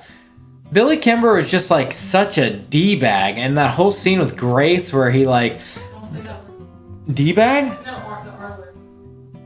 He tried to R word. Oh, yeah, I'm not going to say that. He tried to grape her. There you go. And, but, yeah, the whole thing was just so freaking weird with Tommy and Grace at that time, where Tommy was like willing to just give Grace up to Billy Kimber, but then he felt bad about it. That was like one of the early times where we were like, oh, like Tommy actually, like, he can't just do whatever he wants. He has a moral side. And he went and saved her, and we were like, wow. And Grace said something like, at the beginning of the day, I was lady something of... I forget what it was. She like lied saying she was a lady of somewhere. It's like, by the end, I was a whore with the clap. That was a great scene. I was laughing so hard at that. But yeah, Billy Kimber. I wouldn't really rate Billy Kimber as the worst villains, because I just didn't like him. Like as a villain, I mean, I didn't like him. Or as a person. I liked him as a villain. I didn't like him as a person, I guess. It wasn't Billy Kimber, it was Billy fucking Kimber. Yeah. What is your favorite whiskey, or is it bourbon? It's whiskey. Right now, it's a little bit of Screwball. I love peanut butter. I don't know if they have Screwball that far. So Probably doesn't. Screwball's a local whiskey, so I don't know how far it goes. Like my mom had never heard of it. She likes whiskey, and she lives on the East Coast. Yeah, Billy Kimber. I thought he was like by the end of the series, I thought that he was actually pretty forgettable, and not just because he was in the first season, but because he was just such small potatoes compared to a lot of the other villains. Like in the next season, in season 2, we had Sabini, and then we still had Campbell. And I felt like everybody kind of overshadowed him, which is fine. And not that I want to defend Billy Kimber. It's kind of like the writing. I'm saying like I'm not picking on the writing. It's just that, yeah, he was kind of like at that season 1 level where the Peaky Blinders hadn't risen up as much as they eventually did, and therefore their enemies really weren't as scary as they eventually became. Like, and we don't need to talk about them because we did talk about them, but we can talk about them. But I fucking loved Luca Changretta. I love Adrian Brody. I think he's really great. I haven't seen him in a whole lot of things, but the few things that I have seen him in, he's amazing. And I just thought his character was just so enjoyable to watch. And there was the occasional moment where I was like, he's doing the Italian mobster thing a little bit too much, but he still has such a formidable presence, especially when we first meet him in this scene. And then they're sending I have an image. Got Good old supplemental visuals here. Adrian Broner. You kept calling him Adrian Broner. I think maybe once you did. But The black hand. yeah, when they're sending the black hand to everybody, and then he had the black hand tattoo on him. I thought that was pretty cool. Rank the antagonist. Ooh, we could make a video doing that. Rank them up. Yeah, we could do a tier list. I've got some tier lists on my channel. I love making those videos, so I would be happy to make a tier list video. I was gonna say, what about the Billy Boys? Oh right, the Billy Boys. The Billy Boys they popped up. No, there was no. What would you call it? There was no conclusion. No conclusion to the But Billy Boys. maybe they will come back in the movie. Because we wanted. I face is wanted sore. Your what? Are you warm? My face is red. Yeah. It's also the apple juice. Apple juice. Aberhammer was gonna kill. Yeah, I was gonna kill Jimmy McCavern. Yeah, and we were like, yes, and then he didn't get to, and then it was just done. Same thing with Mosley. So disappointing. Like they just got away. And I said, make a tier list video. Yeah. I'm down to do that if you are. Yeah, 100%. I love tier lists. I love watching them. I've done 2 myself on my own channel, which are related. But those were some of my favorite videos to make, were tier list videos. So we could absolutely do that with the antagonist. We could do that with a lot of things. Yeah. 100%. With the show. So anybody that has said that they're going to miss our Peaky Blinders videos, maybe we'll have Just some keep more. making Peaky Blinders videos. We're about to make a second reaction to Peaky Blinders. We're just watching it again. We just become a Peaky Blinders channel. And then we'll watch it a third time, okay? You just get to see us reacting over and over again. Like, We'll make our we're own on, Peaky Blinders We're on videos. rewatch number 74. Yeah. Hope you guys like it. Yeah. I would. That would be so fun, actually. But, yeah, I was so upset that nothing ever happened. There was no end with Billy Kimber. Like, I wanted him... I felt so bad about the Bonnie You mean thing. Jimmy McCavern? Yeah, what did I say? Billy Kimber? Yeah. I hate Billy Kimber. What am I talking about? No, Billy Kimber has. I his wanted own. to say Billy Boys, and I just said Billy Kimber. Yeah, there's too many Billies, and there's Billy Grade. Yeah. Arthur's son's name is Billy. The Billy Boys, Billy Kimber. There's too many Billies in this show. But William. Yeah. William. But yeah, A little bit more. Billy Boys. There was no end to them, and I just wanted them to. Oh, you want more? I'm playing bartender over here. Apple juice bartender. Ooh, we are almost out. We just got this last night. We don't really drink very often, though. We're not big drinkers. Stone cold sober on this apple juice. Do you want to finish this? Maybe later. Okay. Don't matter to me. Churchill. There you go. Smoke up, McLovin. Life short. Here, have a cigarette, McLovin.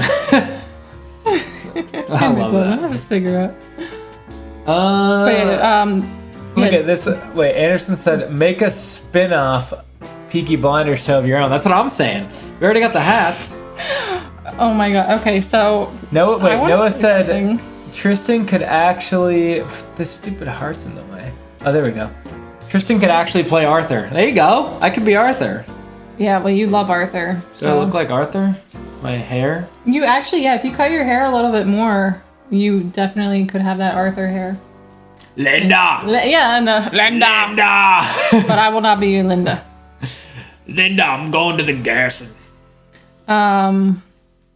Oh yeah, Linda. We haven't really said much about her. We just like to say Linda. Yeah, I had a couple people say that I look like Arthur. Don't you guys mean I look like Thomas Shelby? Come on now. Please. I don't think you look like any of them. You look like Tristan. Do I look like a Peaky Blinder? Do I look like a Peaky Blinder? Do I look like a Peaky Blinder? No, I definitely don't. What did you guys think of Linda? Yeah. I feel like Linda was definitely smart. She was very smart, but her presence was like nails on a chalkboard. Yeah, she was like, she was just like, I found it funny that she was like preaching all this stuff about Arthur and stuff, and then she ends up doing the Spokane and she starts drinking, and then she gets sober from it and she goes back to her religious stuff and she's like trying to judge Arthur for it. And it was just, I don't know, she just, something about her. Well, something that she said to Lizzie in that one scene when they were talking about like their marriages, and she had met like the Friends, the Quakers, and then Arthur went and messed up that guy. Is that she ended up hating who she was when she was with Arthur. Yeah. So it came down more to her not so much hating Arthur, but hating herself. That's another, you know what? It's not like you can really blame him because you're responsible for your own actions, but I do understand the point. We never brought that up, like, when we were talking about what our craziest reaction scenes were. I feel like, well, at least I did. I reacted pretty freaking hard to Linda showing up at the play at the Shelby residence, and then Aunt Paul shooting her. We thought she died. It was so funny when we watched the next episode. We were like, geez, we really thought she died. She didn't even die. So convinced. We're over here going, nice, Linda's out of the show. Aunt Paul's a badass. Anymore. She didn't even die. Yeah, she just got shot in the arm. And she was fine. But yeah, that scene was that was definitely a big reaction from us because well, I was shocked because I wish I had an image for that because I loved how they did that where she was standing in front of the car with the headlights behind her and the Tchaikovsky music was playing and it was very intense and they kept cutting between that and the ballet and it was just it was so good. It was so well done. I thought Linda was coming back because she said, like, she started off by saying, I heard that there was like a party or something going on here. And I thought like she was showing up because she was going to get back together with Arthur. Mm-hmm. And then she started saying things about the guy that Arthur had messed up his face and done good things to him. She said all he ever did was listen. Yeah. And now he doesn't have a face. She said he's as ugly on the outside as you are on the inside. Oh my goodness. She was dropping bars. She was dropping bars. She was dropping bars. So Linda was smart and she actually made sense a lot of the time, but her presence was fucking grating. Like she drove me nuts. I think the reason I didn't like Linda is because she acted like she was smarter than everybody else. Yeah, she did kind of have this complex that was really hard to watch. Yeah, she had like a weird complex about herself. But... And then in early season 4, when they're all getting the black hands, and then we see her and Arthur and their baby at that nice country house, and it's just like every little thing that Arthur does, she's like, don't do that. Yeah. Oh, and then don't do this. Oh, make sure you do that. And it's just like, shut the fuck up. Like, just chill. Yeah, everybody picked up on that too. Like all the Shelby people were like, "Yeah, Arthur's just like doing whatever Linda wants." Yeah. Noah said, "Who was your favorite female character?" Aunt Paul. I'm gonna have to go with Aunt Paul. Mm-hmm. I'm gonna have to hit the Aunt Paul button on that one. Yeah, Aunt Paul, 100%. After that, Ada. Yeah, I agree. I liked Ada a lot, and I liked her. I liked how she progressed. I liked her a lot at the end, but I just loved Aunt Paul, and I loved like the dynamic between Tommy and Aunt Paul. I wish that Ada was involved more in the show because I did like her character a lot, and I think that I would have, not that I had any feelings of like animosity towards her, but I think I would have liked her a lot more if she was included more often. But she did distance herself from the family for a period of time, so I guess that makes sense. And Yeah, I she like wasn't how as she involved as I acted wish she like. was. I like how, like, as she got older, she was just, like, more like Tommy. Like, Yeah. she just was, like, walking into a place and, like, oh, you can't do this. And she just was like, I'm doing this. Like, I do whatever I want. I'm a Yeah. Shelby. I like that a lot. Yeah. Anderson said, what would have been your thoughts if Tommy actually died at the end of season 6? It's a good question. Well, the issue is that we knew that people were talking about a movie coming out, and we watched that Cillian Murphy interview. So we knew. That's right, yeah. We knew that obviously if there was a movie coming out to wrap it up, that Tommy probably wouldn't die. Because, like, what would they have to wrap up? Like, Arthur's going to be the lead character? We knew that, Right, like, Tommy would exactly. probably have to be. Yeah, that. But we did think that he was sick. You know, even though Right, I said, like, I thought maybe, You had that like, theory. I had a theory. I was like, they didn't say anything about it all the way up until the end. So I was thinking he was sick. So I was thinking the movie would have been, like, him probably getting sicker.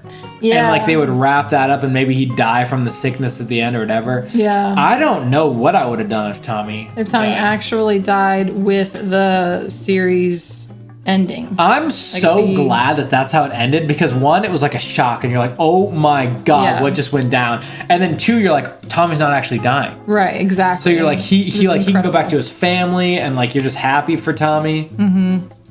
Yeah, so I don't know what I would have thought. I guess they probably would have just thought, like, well, I guess that's a conclusion. Like, that's how we end this show. Like, the protagonist is dead. So, I mean, I think we would have gotten some closure there because, Yeah.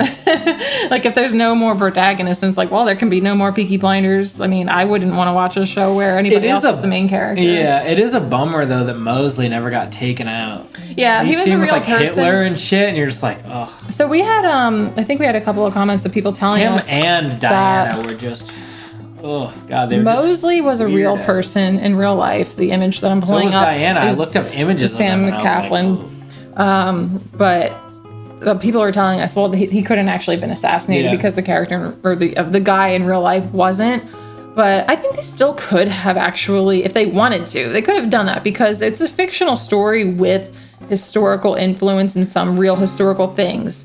So if they wanted to assassinate Mosley, they could have done that. It's not like it yeah, would but have mattered. I think but, like it's more so. like if they wanted to write it that way, I'm saying. I think that it's more so they were showing that Tommy thought that he could do whatever he wanted. Right, yeah. And then he finally came up, and I saw some comments saying this too, that Tommy finally came up to somebody that he could not defeat. Like he Yeah. just couldn't get. He Yeah, couldn't and I defeat understand that. Mosley, and then once Mosley was with Hitler and shit, like he can't do anything about that. Like, Yeah. he's just never gonna be able to defeat Right. that. And I understand that 100%. I'm not saying like they should have assassinated him. I'm just That's what saying. you said. That's what you said. I'm just saying that like if they You did said decide to write a story where Mosley was assassinated, and it was written around that instead, like if that was the alternative, it's not like it would have been like, well, wait a second, he was a real person. Like that couldn't have. I mean, they could write whatever the hell they wanted. But Yeah. Anyway. Dave said, guys, funny moments were your noises when watching this show. When Tommy ambushes the doctor at the end, Tristan's noise was similar to a simian mating call. LOL, Sam, I loved your the doctor. Yeah. What the hell is a simian mating call? What noise did I make? I don't know. Should I pull it up? Yeah, what noise did I make? I don't Look that remember. Wait, what was it? What was the moment? Oh, when Tammy. When Tammy? Who the hell? Who's Tammy? When Tommy ambushes the doctor. Remember when Tammy ambushed that doctor? Oh, Tammy. M said, liking Ada, Sophie, in her new TV show called After the Flood. Have not seen it, have not heard of it. I haven't seen that actress in anything, honestly. Oh yeah, Sophie. I never saw her in anything else either. But I'm pulling up a simian or Siamang mating call. Is that you? That's a simian mating call? It's a Siamang call on YouTube. Does sound like something I do. That's Tristan. Oh, I guess that does sound like my laugh. Wait, did I just pull up a video of some That actually did. monkeys, or did I pull up a video of Tristan? Wait, are those Tristan or monkeys? Are those monkeys? Because I do love monkeys. Yeah, those are monkeys. I love monkeys. Am I a monkey? It does sound like my laugh. That does. That sounds like my laugh. New live stream corner. That's actually Tristan or monkeys. That's actually a great comparison. That sounds like my laugh when I'm like, ah, you know what I mean? When I do like a legit excitable laugh. Yeah. Noah said, "Have you talked about Campbell yet?" We have a little bit. A little bit, not as much I as think he is my favorite really. antagonist because by the end, I wanted him to die so badly. I agree. Mr. Chester Campbell. That is one thing we didn't talk about was what Campbell did to Aunt Paul. Oh, I think what a slime ball. Here we go. Well, you can't see Campbell very well in this image, but yeah, that just made me hate him so much more. Just one of the hardest to watch scenes. Everything about him was just so gross and like. Yeah, you didn't believe that he came back like when Grace shot him, and I was like, "That's Campbell's voice," and you were like, "No, it's not." That's right. Like, tink, tink. So, tink. Chester Campbell tried to shoot Grace. Grace shot Campbell, and we're like, "Okay, Campbell's dead. Great." Hated him. Didn't want to see his stupid face again. Yeah, ever. Not the actor. No diss on the actor. Ever. Sam Neill's amazing, but Campbell character fucking hated him. When he comes tinking along with his cane he was tinking on the cobblestones, or I guess they were in a prison in that moment, whatever it was. He was always making those tinking sounds with his wolf cane. And Tristan said, "I think that's Campbell." And I was like, "No." I heard his voice. No. And I was like, "That." No, it's not. It's not. Yeah. I did not want to believe that he was back. And then when we saw him again, I was so mad. Just the way he was, like the way he spoke, like I agree. I hated him. I hated him so much. I think him... Let me think here before I say this. But I want to say him and Hughes were the two that I hated the most. Like where I just wanted them to die so bad. Like, Tommy, please just blast these mother truckers. Please. Yeah. So bad. Yeah.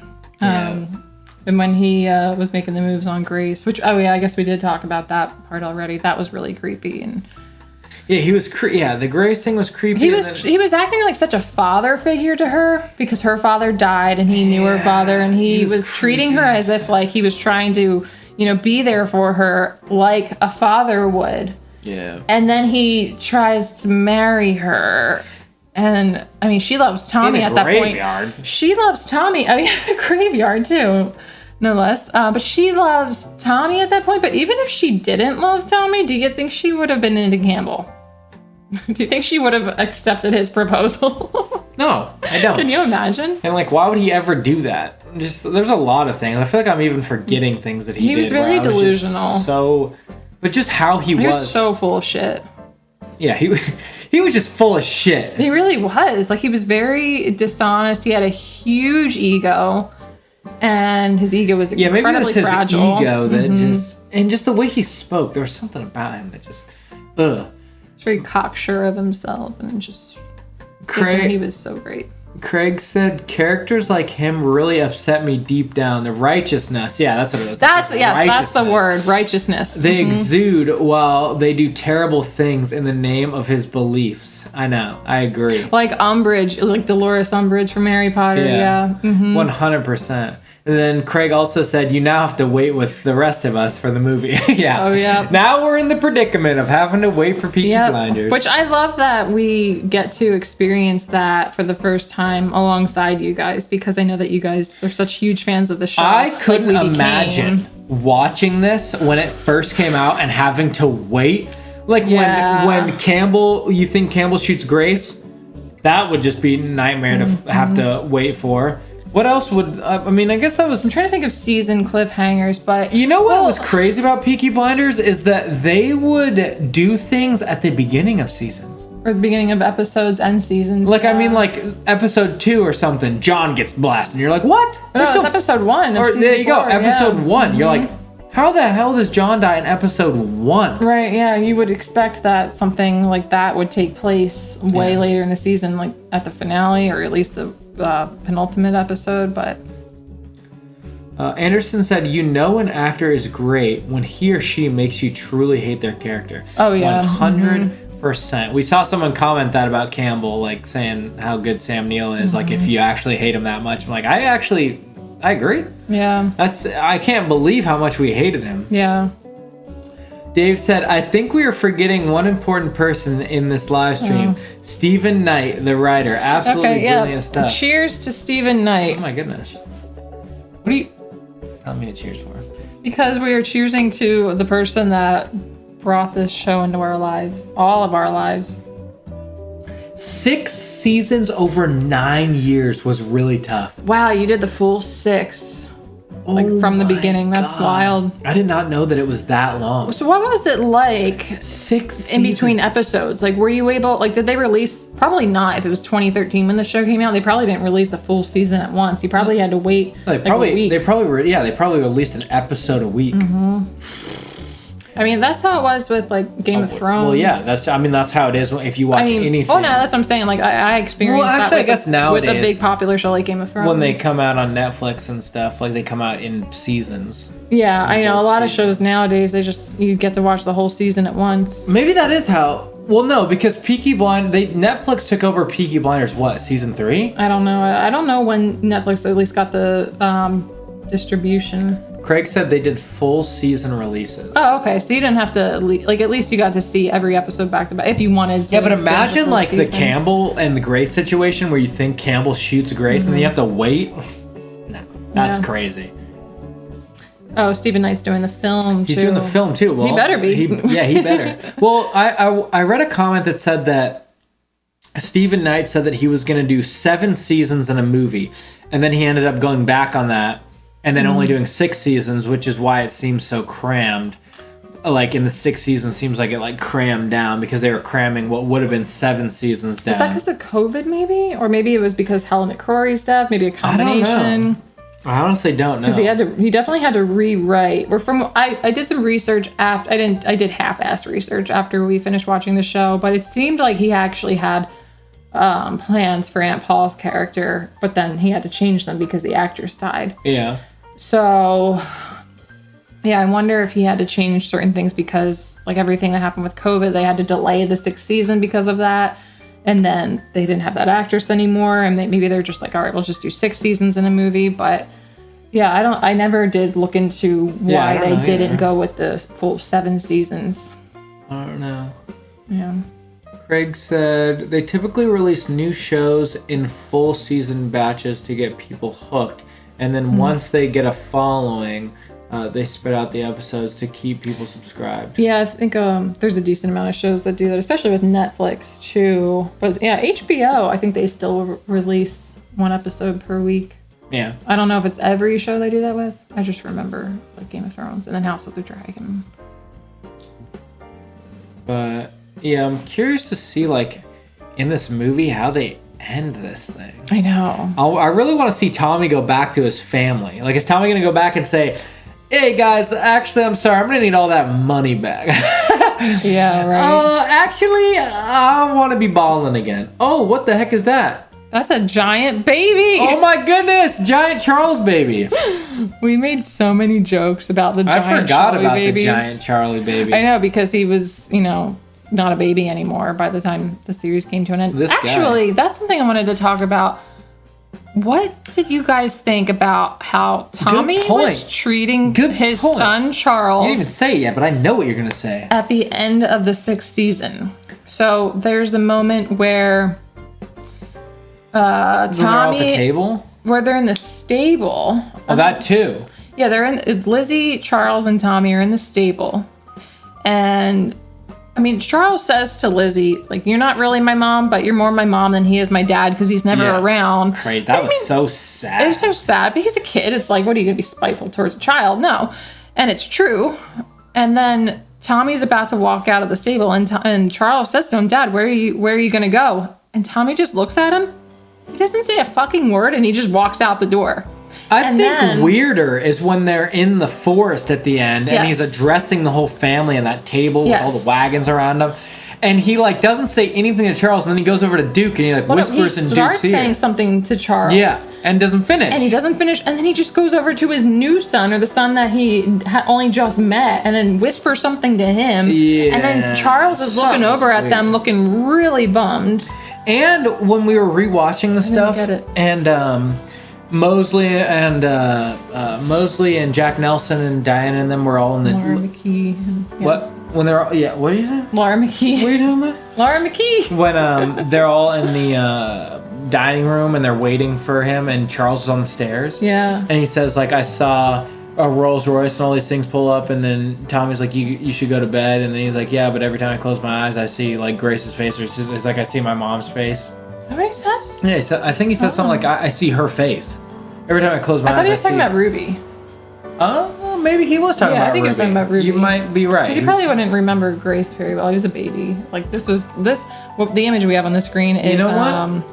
Yeah, absolutely correct. He probably was talking about Ruby. For some reason, I thought when you were rewatching that, because I came in, he was talking about Grace. But yeah, you're right. He was talking about Ruby. Anyway, the point I'm trying to make is that Tommy's just like, yeah, go to Lizzie. Yeah. And like, or he says, go to your mom, and she'll like comfort you or whatever, basically. And he just didn't give a shit. Like, he just didn't.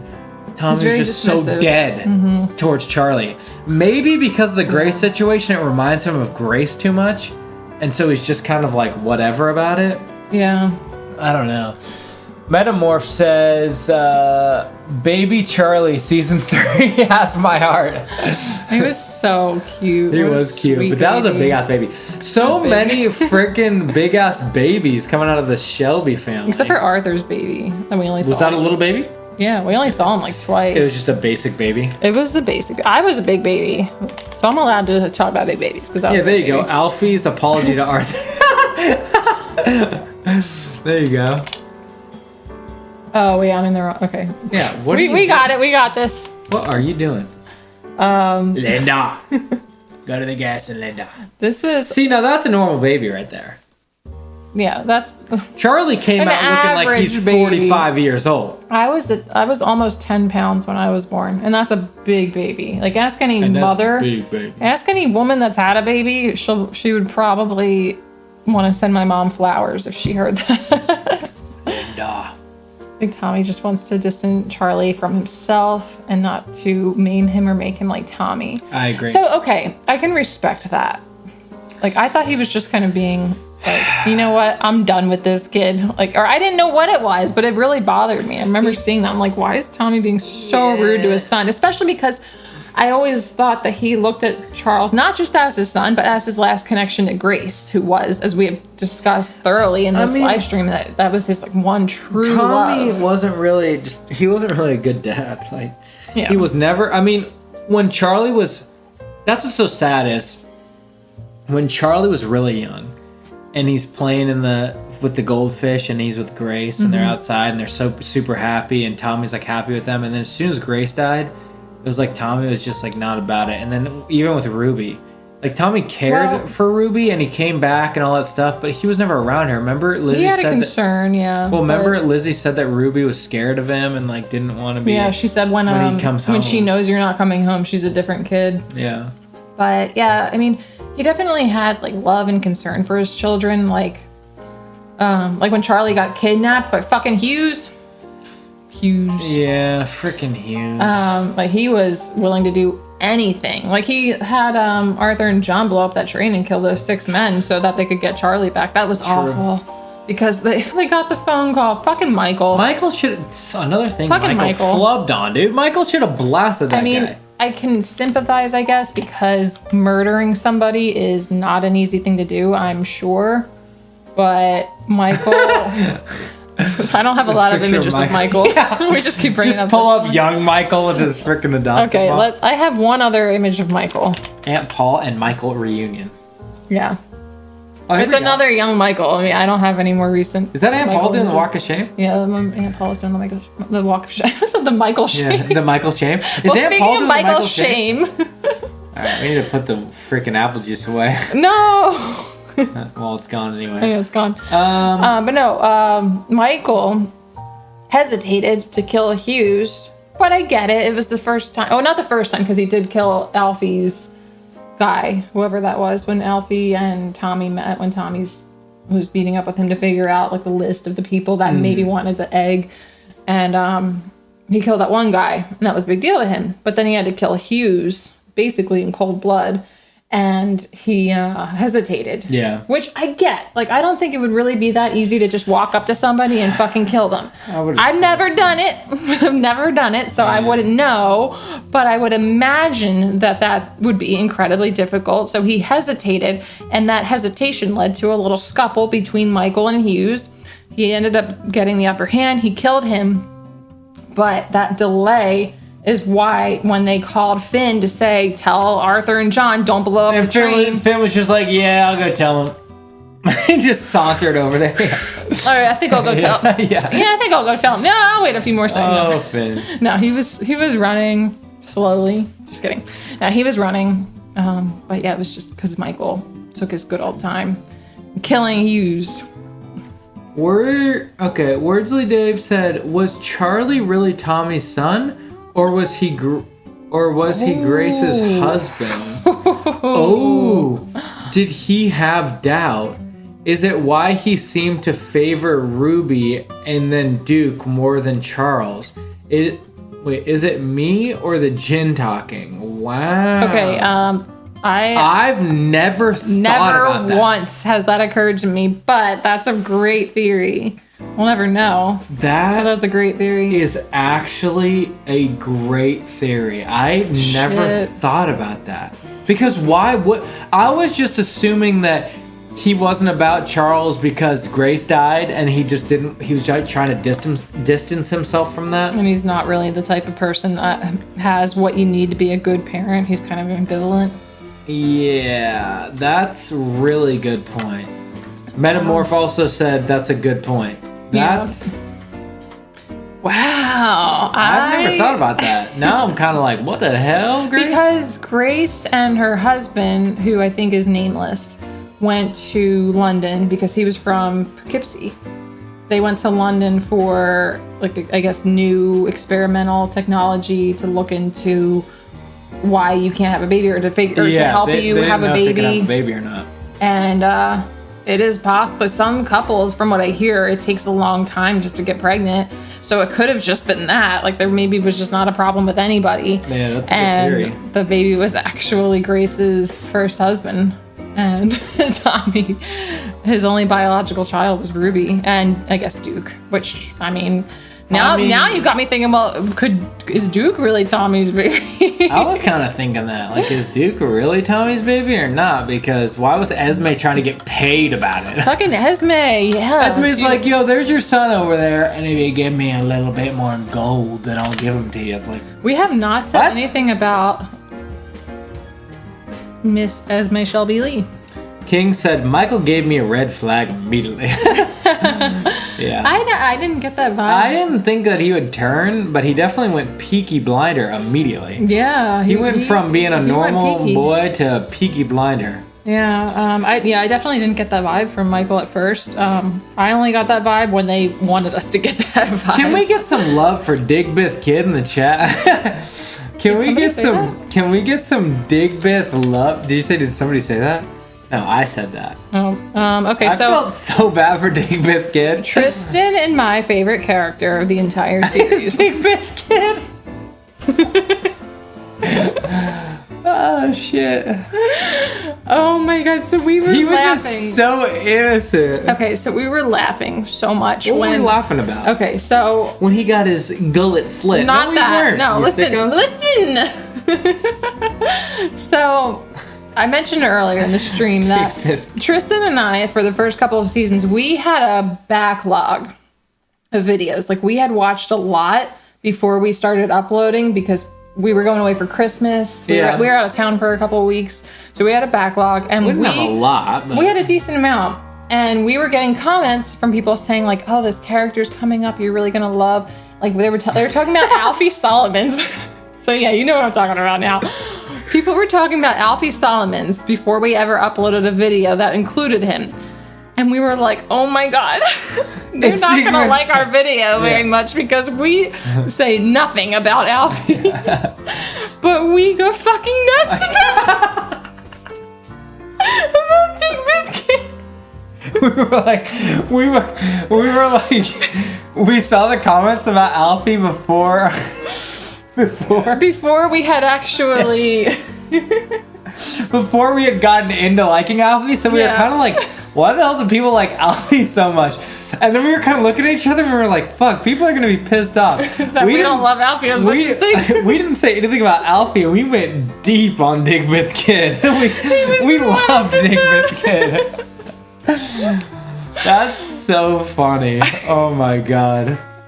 I just like Digbeth Kid because he was so sweet and innocent. Like, he ended up dying for no reason. Yeah, he got his throat slit. They showed it. It was horrible. That was horrible. But that is really Poor fucking Digbeth funny. Kid. We loved Digbeth Kid more than Alfie when we first met Alfie. We showed him so much more love than we showed Alfie. I was like, I didn't remember that. I was like, where are you going with this? And then once you said that, I was like, oh my god, that's right. I forgot. We were sitting there like, holy shit, these people are gonna be pissed off that we don't Run for like the hills, Alfie. it's Digbeth Kid. I didn't even realize that Arthur said that until you told me that. Yeah. And I was like, that is so funny. Oh god, my face hurts from smiling. That's funny. Let's see here. Finn should have died in season 1 when the Lees wanted to blow up Tommy's car. That's right. I forgot about that. Remember Finn was in the car? Oh my god, when he was a little kid. Yeah, I don't have an image for that scene, but I do have an image of little Finn. But you do have an image of Digbeth Kid. But I do. It's like, I don't have an image of the most important thing in the show, but I do have an image of Digbeth Kid. Yeah. I have this image here of little Finn in case we were to talk about Finn when he was a child. He got in the car and they weren't sure where they put the bomb because they thought it was in the betting shop at first. That's right. And he was in the car and then he was like, how did that go? He got in and he was like, he said, I want you to get out the same way that you got in. Yeah. He was like, I climbed in, and he said that he was pretending to be Tommy, which is funny. And so Tommy wanted him to get out the same way, and he just opens the door so fast, and Tommy throws the grenade or whatever it was, and it was fine. But that easily could have been the ending of Finn. Shit, could have saved him. The end of Finn. Oh my god, Aunt Paul would still. Aunt Paul could still be. Well, I mean, the actress actually died, so I don't know how they would have done that. But I mean, if we're specifically talking about this fictitious show, then Aunt Paul could still be alive if only the Lees successfully killed little Finn. King said, I loved Esme. Ooh, a little bit of love for Esme. Esme was cool. I like Esme. I liked Esme. I never really felt poorly towards her. That Tommy allowed Esme to speak. Remember, Aunt Paul was like, only family should be able to speak. And then Tommy was like, no, let Esme but then he speak. immediately shut down everything she said. He didn't shut her down. He just told her what's up. He said, I've been to France, Esme, and if you ever talk about running away again, I'm going to slit your gullet. Well, that was the later scene. It was the same season, I think. I think that was season 2. But in that moment when she was saying, like, I don't think you guys should go to London because, like, I know what goes on there and this and that. He was just like, okay, we're still moving into London. Yeah. Let's see here. Oh, I did want to say about Esme really quick. What did you want to say about Esme? I liked Esme. The only time I didn't really like her was when she was super aggressive towards Ada. When Ada came back from Boston. So Ada came back from Boston at the beginning of season 4, and she went to go visit Arthur at his country house, and then she went to visit John at his country house, or I think she went to John's first, whatever. And when she got to John's, Esme was being super hostile towards her because she was still working for the Shelby company, and everybody was really upset with Tommy because he sent them to jail. And that's something we actually haven't talked about, which Esme was kind of right. Because the reasoning got killed was did Ada deserve to have her talking shit to her face? You know what's like funny that? though? Is that John is the reason why John got killed. John is the reason why John got killed? Oh yeah, I agree with that. What? Then why'd you look at me like that? I said John is the reason why John got killed? Yeah, it took me a second to process. Disrespected the Italians. Then he got pissed off because Aunt Paul wanted him to apologize. Mm-hmm. Then he went and cut up the main Italian's son, whatever his name was. I forget. Was it Angelo? One of those two, I think. Angel or know. Angelo. But cut him up, and then he ended up dying to the Italians. Isn't that funny? Yeah. He got blasted upon. It was all because Lizzie was dating one of them, and That wasn't a big too. deal. But you were gonna somebody in the chat said something you were gonna read. I was? I thought you were. I'm gonna now. Oh, Dave said, Wordsley, Dave Dude, said, you had a lot of good insight. is Alfie really alive, or is he part of Tommy's hallucinations? Oh. I'm trying to remember Alfie after he got shot, like the moments where Tommy was with him, because like was anybody else around? And if they were, was it anybody important? He did go to Alfie's house. He went to Alfie's house, but I mean, could that have been a hallucination? Or is that a dream within a dream? Are we in Inception right now? Yeah, it's Inception. But no, I mean, it could have been a hallucination because he was hallucinating that he was back in the tunnels in France. True. True. I don't know. I mean, I never had that thought. I also never had that thought, but I don't know, because wasn't he talking about Boston? He heard from somebody that the Solomons family retook over Boston. Yeah, but that could have been anybody outside of Alfie. I don't know. I wouldn't lend a lot of credence to Alfie not actually have been alive and have just been Tommy's hallucination. I like the theory, Metamorph but... said it was Angel Changretta. Oh, okay. Thank you. Wait, was it Changretta? Yeah. That's the last name? Yeah, it was Changretta. Okay. But yeah, I think Alfie was actually alive for real. I think so too. Which you wanted him to die so bad. You No, said, I did Die, not. Alfie, die. No, I said, didn't. oh my God, he's alive. Thank God. No, I didn't. I did think it was...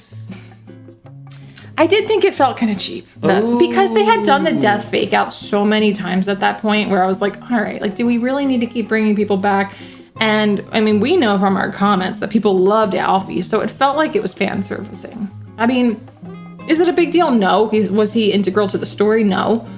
I mean, at that point, I mean, you could make the argument in some ways he was, but if he was totally omitted, would it really have been a huge change in everything that happened? I don't think so.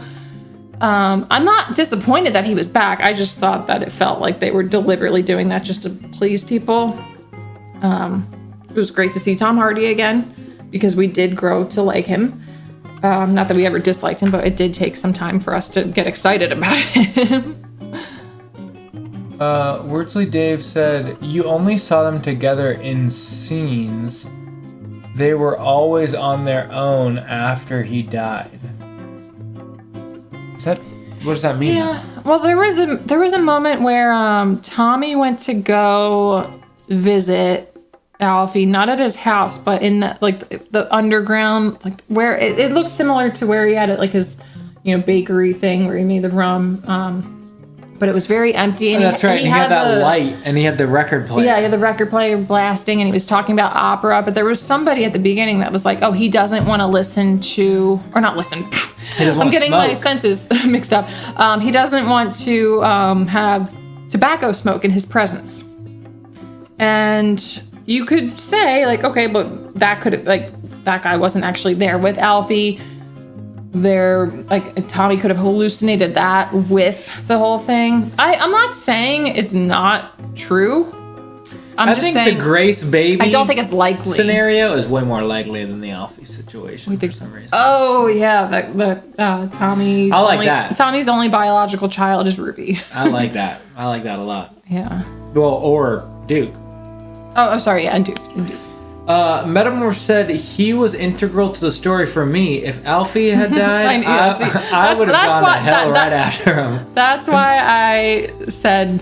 That's why I stopped myself before I was like, just period. Because I knew he was integral to the story because of all the stuff with the Italians and then him with the Boston stuff. Like I could see like he was integral to the story. No, I'm not saying not at all. I'm just saying like. No, you said that he was worthless. I couldn't believe it. I'm saying that after he got shot, everything that happened afterwards when he was around, like he definitely contributed something, but it wasn't really. Dave said, Alfie always refers to himself as someone who is dead. Just saying, guys, let the whiskey sway your decisions. I love it. No, I like the thought of it. I'm just trying to think, like, I don't really know if I believe that as much, but I like the idea. It could be. I'm not dismissing it. I mean, it's got me thinking. I'm like, we've been talking about Alfie for a while, and I've just had angry Arthur and John on the screen. Angry Arthur can you get me off the screen, apparently, since everybody says I'm Arthur? Oh, yeah. Why are you on the screen twice? I don't know. Do I look like Arthur? I can't believe this. I guess we do have stashes and our hair looks the same. There he is. There's our boy, Mr. Solomons. Noah said, I think the entire show might actually be one of Killian's dreams in Inception. We said that in our Inception reaction. Didn't I say something like, imagine if one of these dreams is just Peaky Blinders? That would be absolutely amazing. Yeah, I mean, if you actually... Okay, so we never noticed this when we were watching the first one, but when we were rewatching it, I was rewatching and you came into the room sometimes when I was watching. Yeah. You can see Leonardo DiCaprio in the background. Just saying. And he's got his wedding ring on. He's got a wedding ring on, and there's a top, and it's spinning. Yeah, and there's a little top spinning, and Leonardo DiCaprio's just in the corner. Metamorph said, guys, remember the curse that Ruby died from? Had Charlie been Tommy's biological son, the curse would have worked on him when he turned 7. Wait. Shit. That's true, right? That is true. Because how old was I think that what is to the Leo DiCaprio. He said what? But yes, that actually is a great point. But what about Duke? Well, Duke would have already been past 7, so maybe the gypsy. I think what they're saying is like the gypsy lady said, like, when Tom, like, I'm cursing Tommy's yes, you're right. When they turn 7, kill him. Well, if Duke was already past Duke was 7. already. Yep, you're right. I love it. Oh my god, I love theories. Something I love about I love A Song of Ice and Fire, the books that Game of Thrones was based off of. There are endless fan theories because the books haven't been finished yet. And it's so much fun. So I have become like obsessed with fan theories on things. So if you guys have any other Peaky Blinders theories, keep them coming because I like the idea that Charles was not Tommy's biological son. I kind of like that because it is weird that he treated Charles so weird, or like he just was so distant from him. But he didn't know. But maybe he could sense it in a way. Well, that's what I'm saying. That's what I'm saying. Like, I'm saying that he subconsciously was kind of like, what if this isn't my kid? Yeah. I like that a lot. I definitely like that a lot. And then when you put into the curse thing, that makes it even more apparent. Because the lady that cursed him didn't know his kids. So she would have just said, I, like, cursed Thomas Shelby's... it was Boswell, wasn't it? Or no... what was her name? Boswell. Mrs. Boswell. Mrs. Boswell? No. But she wasn't the one that cursed it. No, the one that he gave the sapphire to was Boswell, was it not? That's Mrs. Boswell.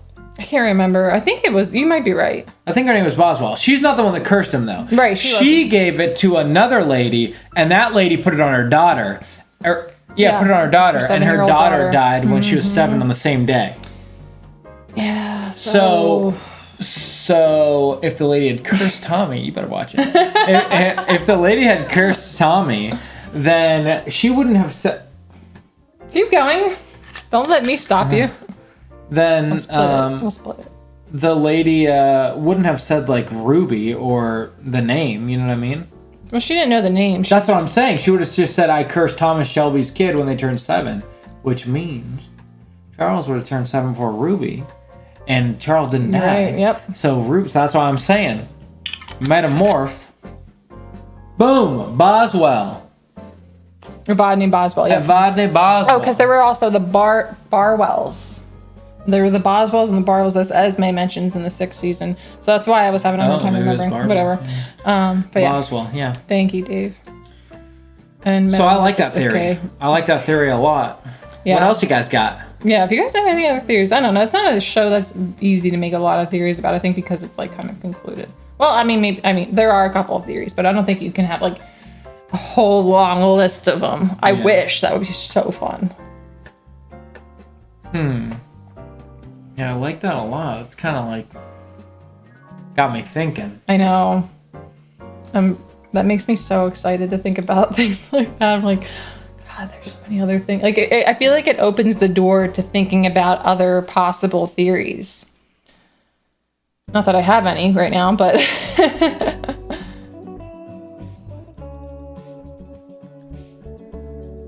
All right. Well, what else haven't we talked about? I feel like we didn't talk about this moment. Or did when we? Tommy almost died Yeah. originally. Yeah, that season was 2. crazy. Yeah, so he was taken by the red right hand. A dusty, something, something, dusty, red, dusty, wed by hand. Yeah. That song never plays the original version in the 6th season. Yeah, you hear it in like every episode, I think, through seasons 1 through 4. And then season 5, you hear it a couple of times at the very end. And then in season 6, you hear it, I think, once, but it's a cover. I do like that they went and they did covers of. Yeah, that was cool. It was cool. Of the song. Yeah. What were you gonna say though? But yeah, so he was taken by the guys that were sent by Campbell, but one of them was actually working with Churchill. And yeah, he was about to die. Like, he was fully prepared for it. He did the whole bleak midwinter. Yeah, he did bleak midwinter. He bleak midwintered, and he bleak midwinter. That was a really cathartic moment. It was pretty scary. And then he's walking away and he trips in the mud and he's just like, fuck. Yeah. I thought it was funny before he died and you were like, why are you laughing about this? When he was like, I almost had fucking everything. Like, I thought that was so funny because it was so ironic. Like, he was like, I almost made it. Like, pretty crazy. Who is your least favorite Shelby? Finn not included because he's a wuss. That's so funny. It was Finn. It was Finn. Finn's my least favorite. No, I'm just kidding. Who is your least favorite Shelby? Well, who do we got here? It can't be Tommy. That would not be either of our answers. So Tommy, Arthur, you would never say Arthur. Tommy, Arthur, John, Aunt Paul, who was originally a Shelby. That was her maiden name. I'm going to say John. Oops, who said that? I mean, honestly, I think I want to say John also, just because we didn't really know him as well. And it's not his fault. It's just that John's we didn't get to know him as well. John's just personality just wasn't. He was all right. I just didn't really. I like Arthur better. I like Tommy better. I like Paul better. But yeah, they stood out way more. They had more scenes, more dialogue. Like, you just had the opportunity to get to know them better. The Shelby that I hated the most was Arthur Shelby. Was Arthur Shelby Sr. Shelby Sr. Yep. Boom. That was my least favorite Shelby for sure. You didn't say that was off the list, so boom. I agree with that. Yeah, I hated that guy. I forgot about him. He could almost be an antagonist for like a couple episodes. No, he was only in this episode. I mean, this episode where we see him in this image. That was the only time that he showed up. Dave said, if Finn's not included, then it's Finn! Aw. That's funny. Well, it's sad to think about Finn when he was all little and... I know. Then he gets disowned at the end. I think, we tricked the system. Yeah.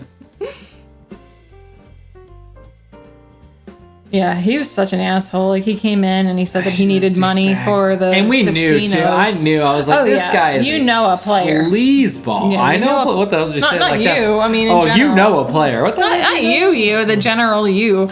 It's, you know, a player when you see one, and he was quite the player. He's like, yeah, I really need money. The casinos in Atlantic City.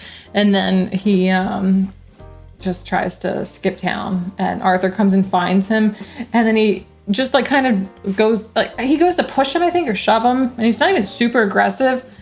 But then Senior Big Arthur says, I forget what he says to him, but he basically threatens to kill him. Yeah.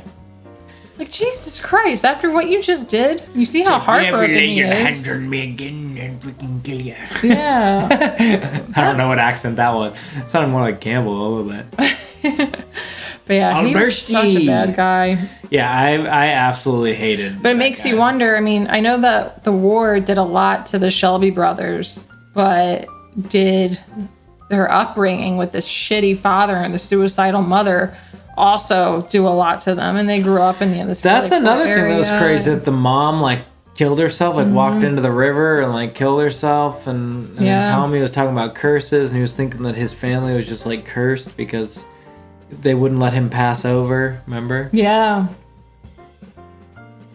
Yeah. So I do wonder if a lot of the things that, a lot of how they turned out to be as people was a result of not just the war, which was a huge influence, but also their parents. Because, I mean, I don't want to go into psychology here, but they do say that. Go into psychology. I don't know a lot about human psychology, but from what I hear, your parents and your upbringing, your childhood, play a really big role in the person that you turn out to be and the things that you believe. So Metamorph said, so no love for Curly? Oh, we got love for Curly. Holy shit, how have we not talked about Curly yet? Bring him up. I love Curly. Look at it, he's got Gandalf's bong with him. Is he a Shelby? Holy shit. Oh yeah, he's got Gandalf's bong. Is he a Shelby? No, he ain't a Shelby, but he is credited as Curly. Even Tommy says whatever Curly is. I like that Tommy his said Uncle Charlie and his whatever Curly is. Who said this? Who said it was the Billy Boys. It was the whatever, I can't remember the guy's name. Jimmy McCavern. He said and the simple fellow, and then Tommy said he's a lot less simple than you might at first think about Curly. I love that scene. We love Curly. He was so pure. He was so good. Yeah, it was really hard to feel any sort of negative feelings when Curly was on the screen. He was so great. He was so good. And he was just he knew shit, you know? You think of him as being I don't know, he was always very anxious about the horses, that they weren't going to be taken care of. Which was so nice. And when he said, you shouldn't have killed an elk, Tommy. Or stag. He said, you shouldn't have killed a stag, Tommy. It's bad luck. Yeah. That was so dope. I loved Curly. I did too, yeah. That's the biggest regret with this series. Not enough Curly. Yeah, I agree. Metamorph said, I think Tommy said that Curly was human horse hybrid. Oh yeah, he did say that. He said something Curly half horse, half. Yeah, he did. Yeah, he said that a couple of times. Yeah, 100%. He was so good with the horses, and he really loved working with the horses. Yeah, I loved Curly. Yeah, I just wish that we got more of him. He was a pure soul. I love that Tommy defended Curly, that Tommy liked Curly. Yeah, I love that. Looking at our images here. Holy bejeebus, you got a lot of images on there. I took a lot of pictures, of the show, because I wanted to make sure we had something on the screen that went with razors in hats. Dave said, at Noah, I live near Birmingham, but the Black Country lad, Billy Kitchen area. Black Country area has long historic rivalry with Brummies, Birmingham folk. Birmingham. I even have that image. Didn't think he'd come up. Yo, we gotta put frickin' razor blades in our head. What are we doing? We have them, we just can't show it. What are we doing here? You said Billy Kitchen, so there you go. There's an image of Billy Kitchen. That's Billy Kitchen. He got blasted. Yeah, and they framed Arthur. Arthur's sitting there and he's like, yeah, that's fully right. He's listening to that the Passover goat. Yeah. And he's you know what we named him? Thomas Shelby. And then Arthur said, ah! And then this guy went down. I also loved how deep his heart Tommy was a poetry guy. Oh, how deep in his heart Tommy was a poetry guy. I agree. Yeah, what was the thing about in the 6th season when he recited the poem to Remember, I Michael said and that. I think I Michael's new said that in the boys. reaction. I don't know if we kept it in there though, but I said I like that when they told Tommy, they're like, tell us a poem that he actually did. Yeah, we actually had one. I like. It was a short one, but he had one off the top of his head. He put his money where his mouth was. Yeah, he put his money where his mouth was. I gotta put a different image on the screen. We got Billy Kitchen, like just one of the most minor characters. Why is Billy Kitchen so minor right here? He doesn't need to be. Wordsley Dave said, seeing like interviews with the actors, they always apologize to the people for the Brummy accents. Why is that? As Americans, we wouldn't understand. Oh my goodness! It's Alfie and Tommy and Alfie's dog. What was Alfie's dog's name? Oh, I know it. What was Alfie's dog's name? Come on. Severus? Severus? Severus Snape? Severus Snape? Oh my god, Harry Potter? Several? Something like that. Begin with a C, according to the captions. I think it was several. Something like that. Fuck. But yeah, I like this image because of the blue sky and the beach. But they're fucking shot in the sand, and there's a dog. There's a beach and there's a dog, so it looks nice. Metamorph said, I was angry with my friend. Oh, that's the poem. Oh, I told my wrath. My wrath did end. I was angry with my foe. I told it not. My wrath did grow.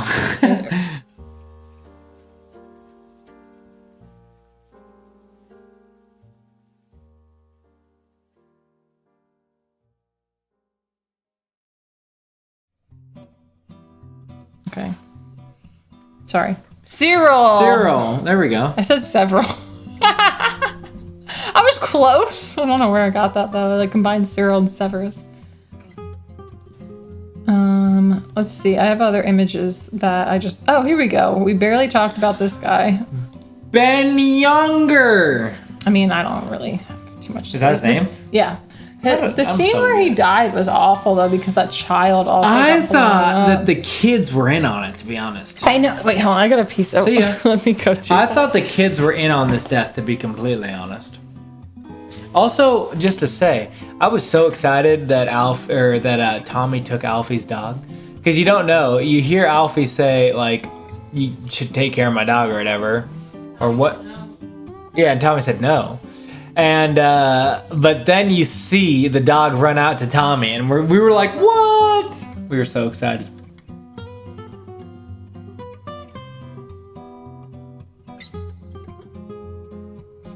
Dave said, it's infamously a difficult accent to get right. Think of Ozzy Osbourne and Brummy Lad. Ozzy Osbourne.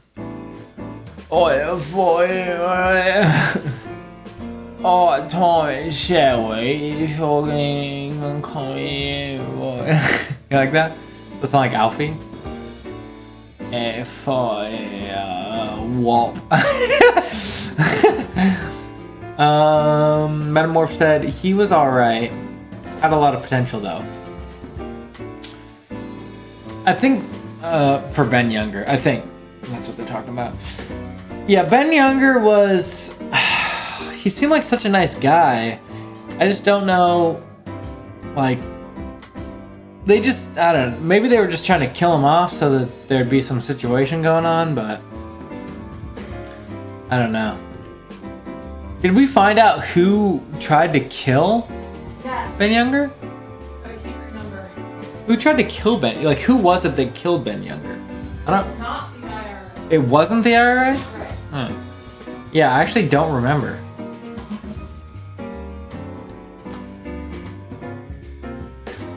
I do not remember.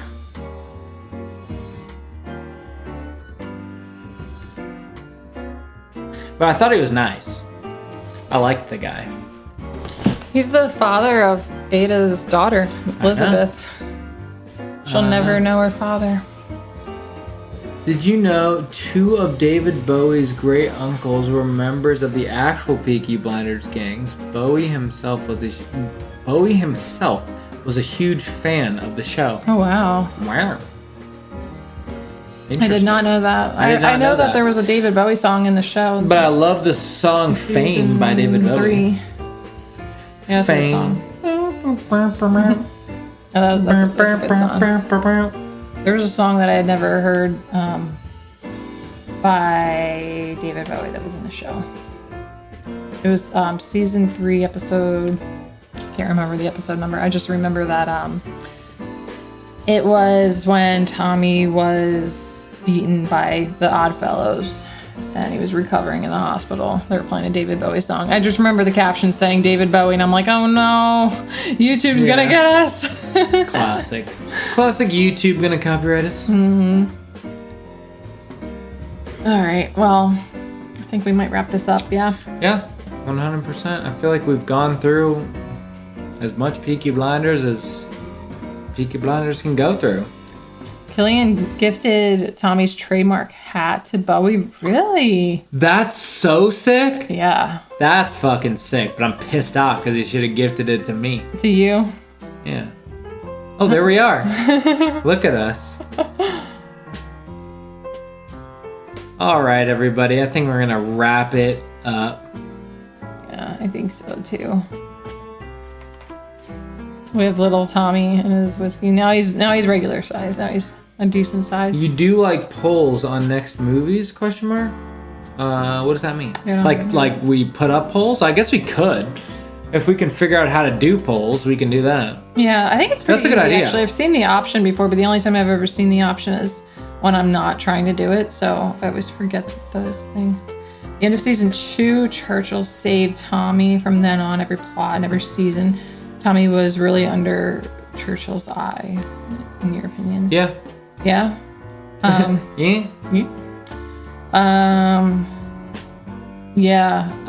Well, we were talking. Yeah. Well, we were talking. Yeah. We were talking about that in that scene at the end of season 2 when Tommy was about to get shot and he thought he was going to die, but then it was Churchill that was the reason that he didn't die.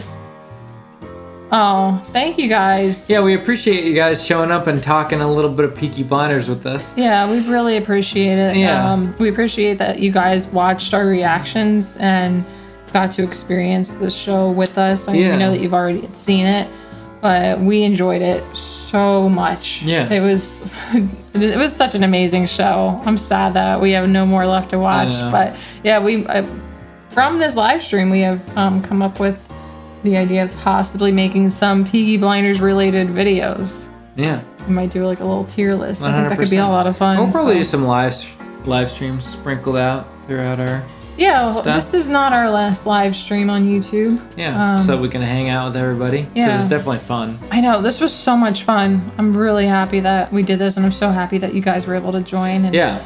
I love the questions, and I love the theories about the show, just things that I didn't even think about while watching it. I know. And I love the comments, all the comments that everybody left on our Peaky Blinders videos. Let me know, like, things that we missed or things that we got wrong. So things that we just definitely didn't even think appreciate all the people that were engaging with the content because it gave us some more knowledge about the show that we love. Yeah, 100%.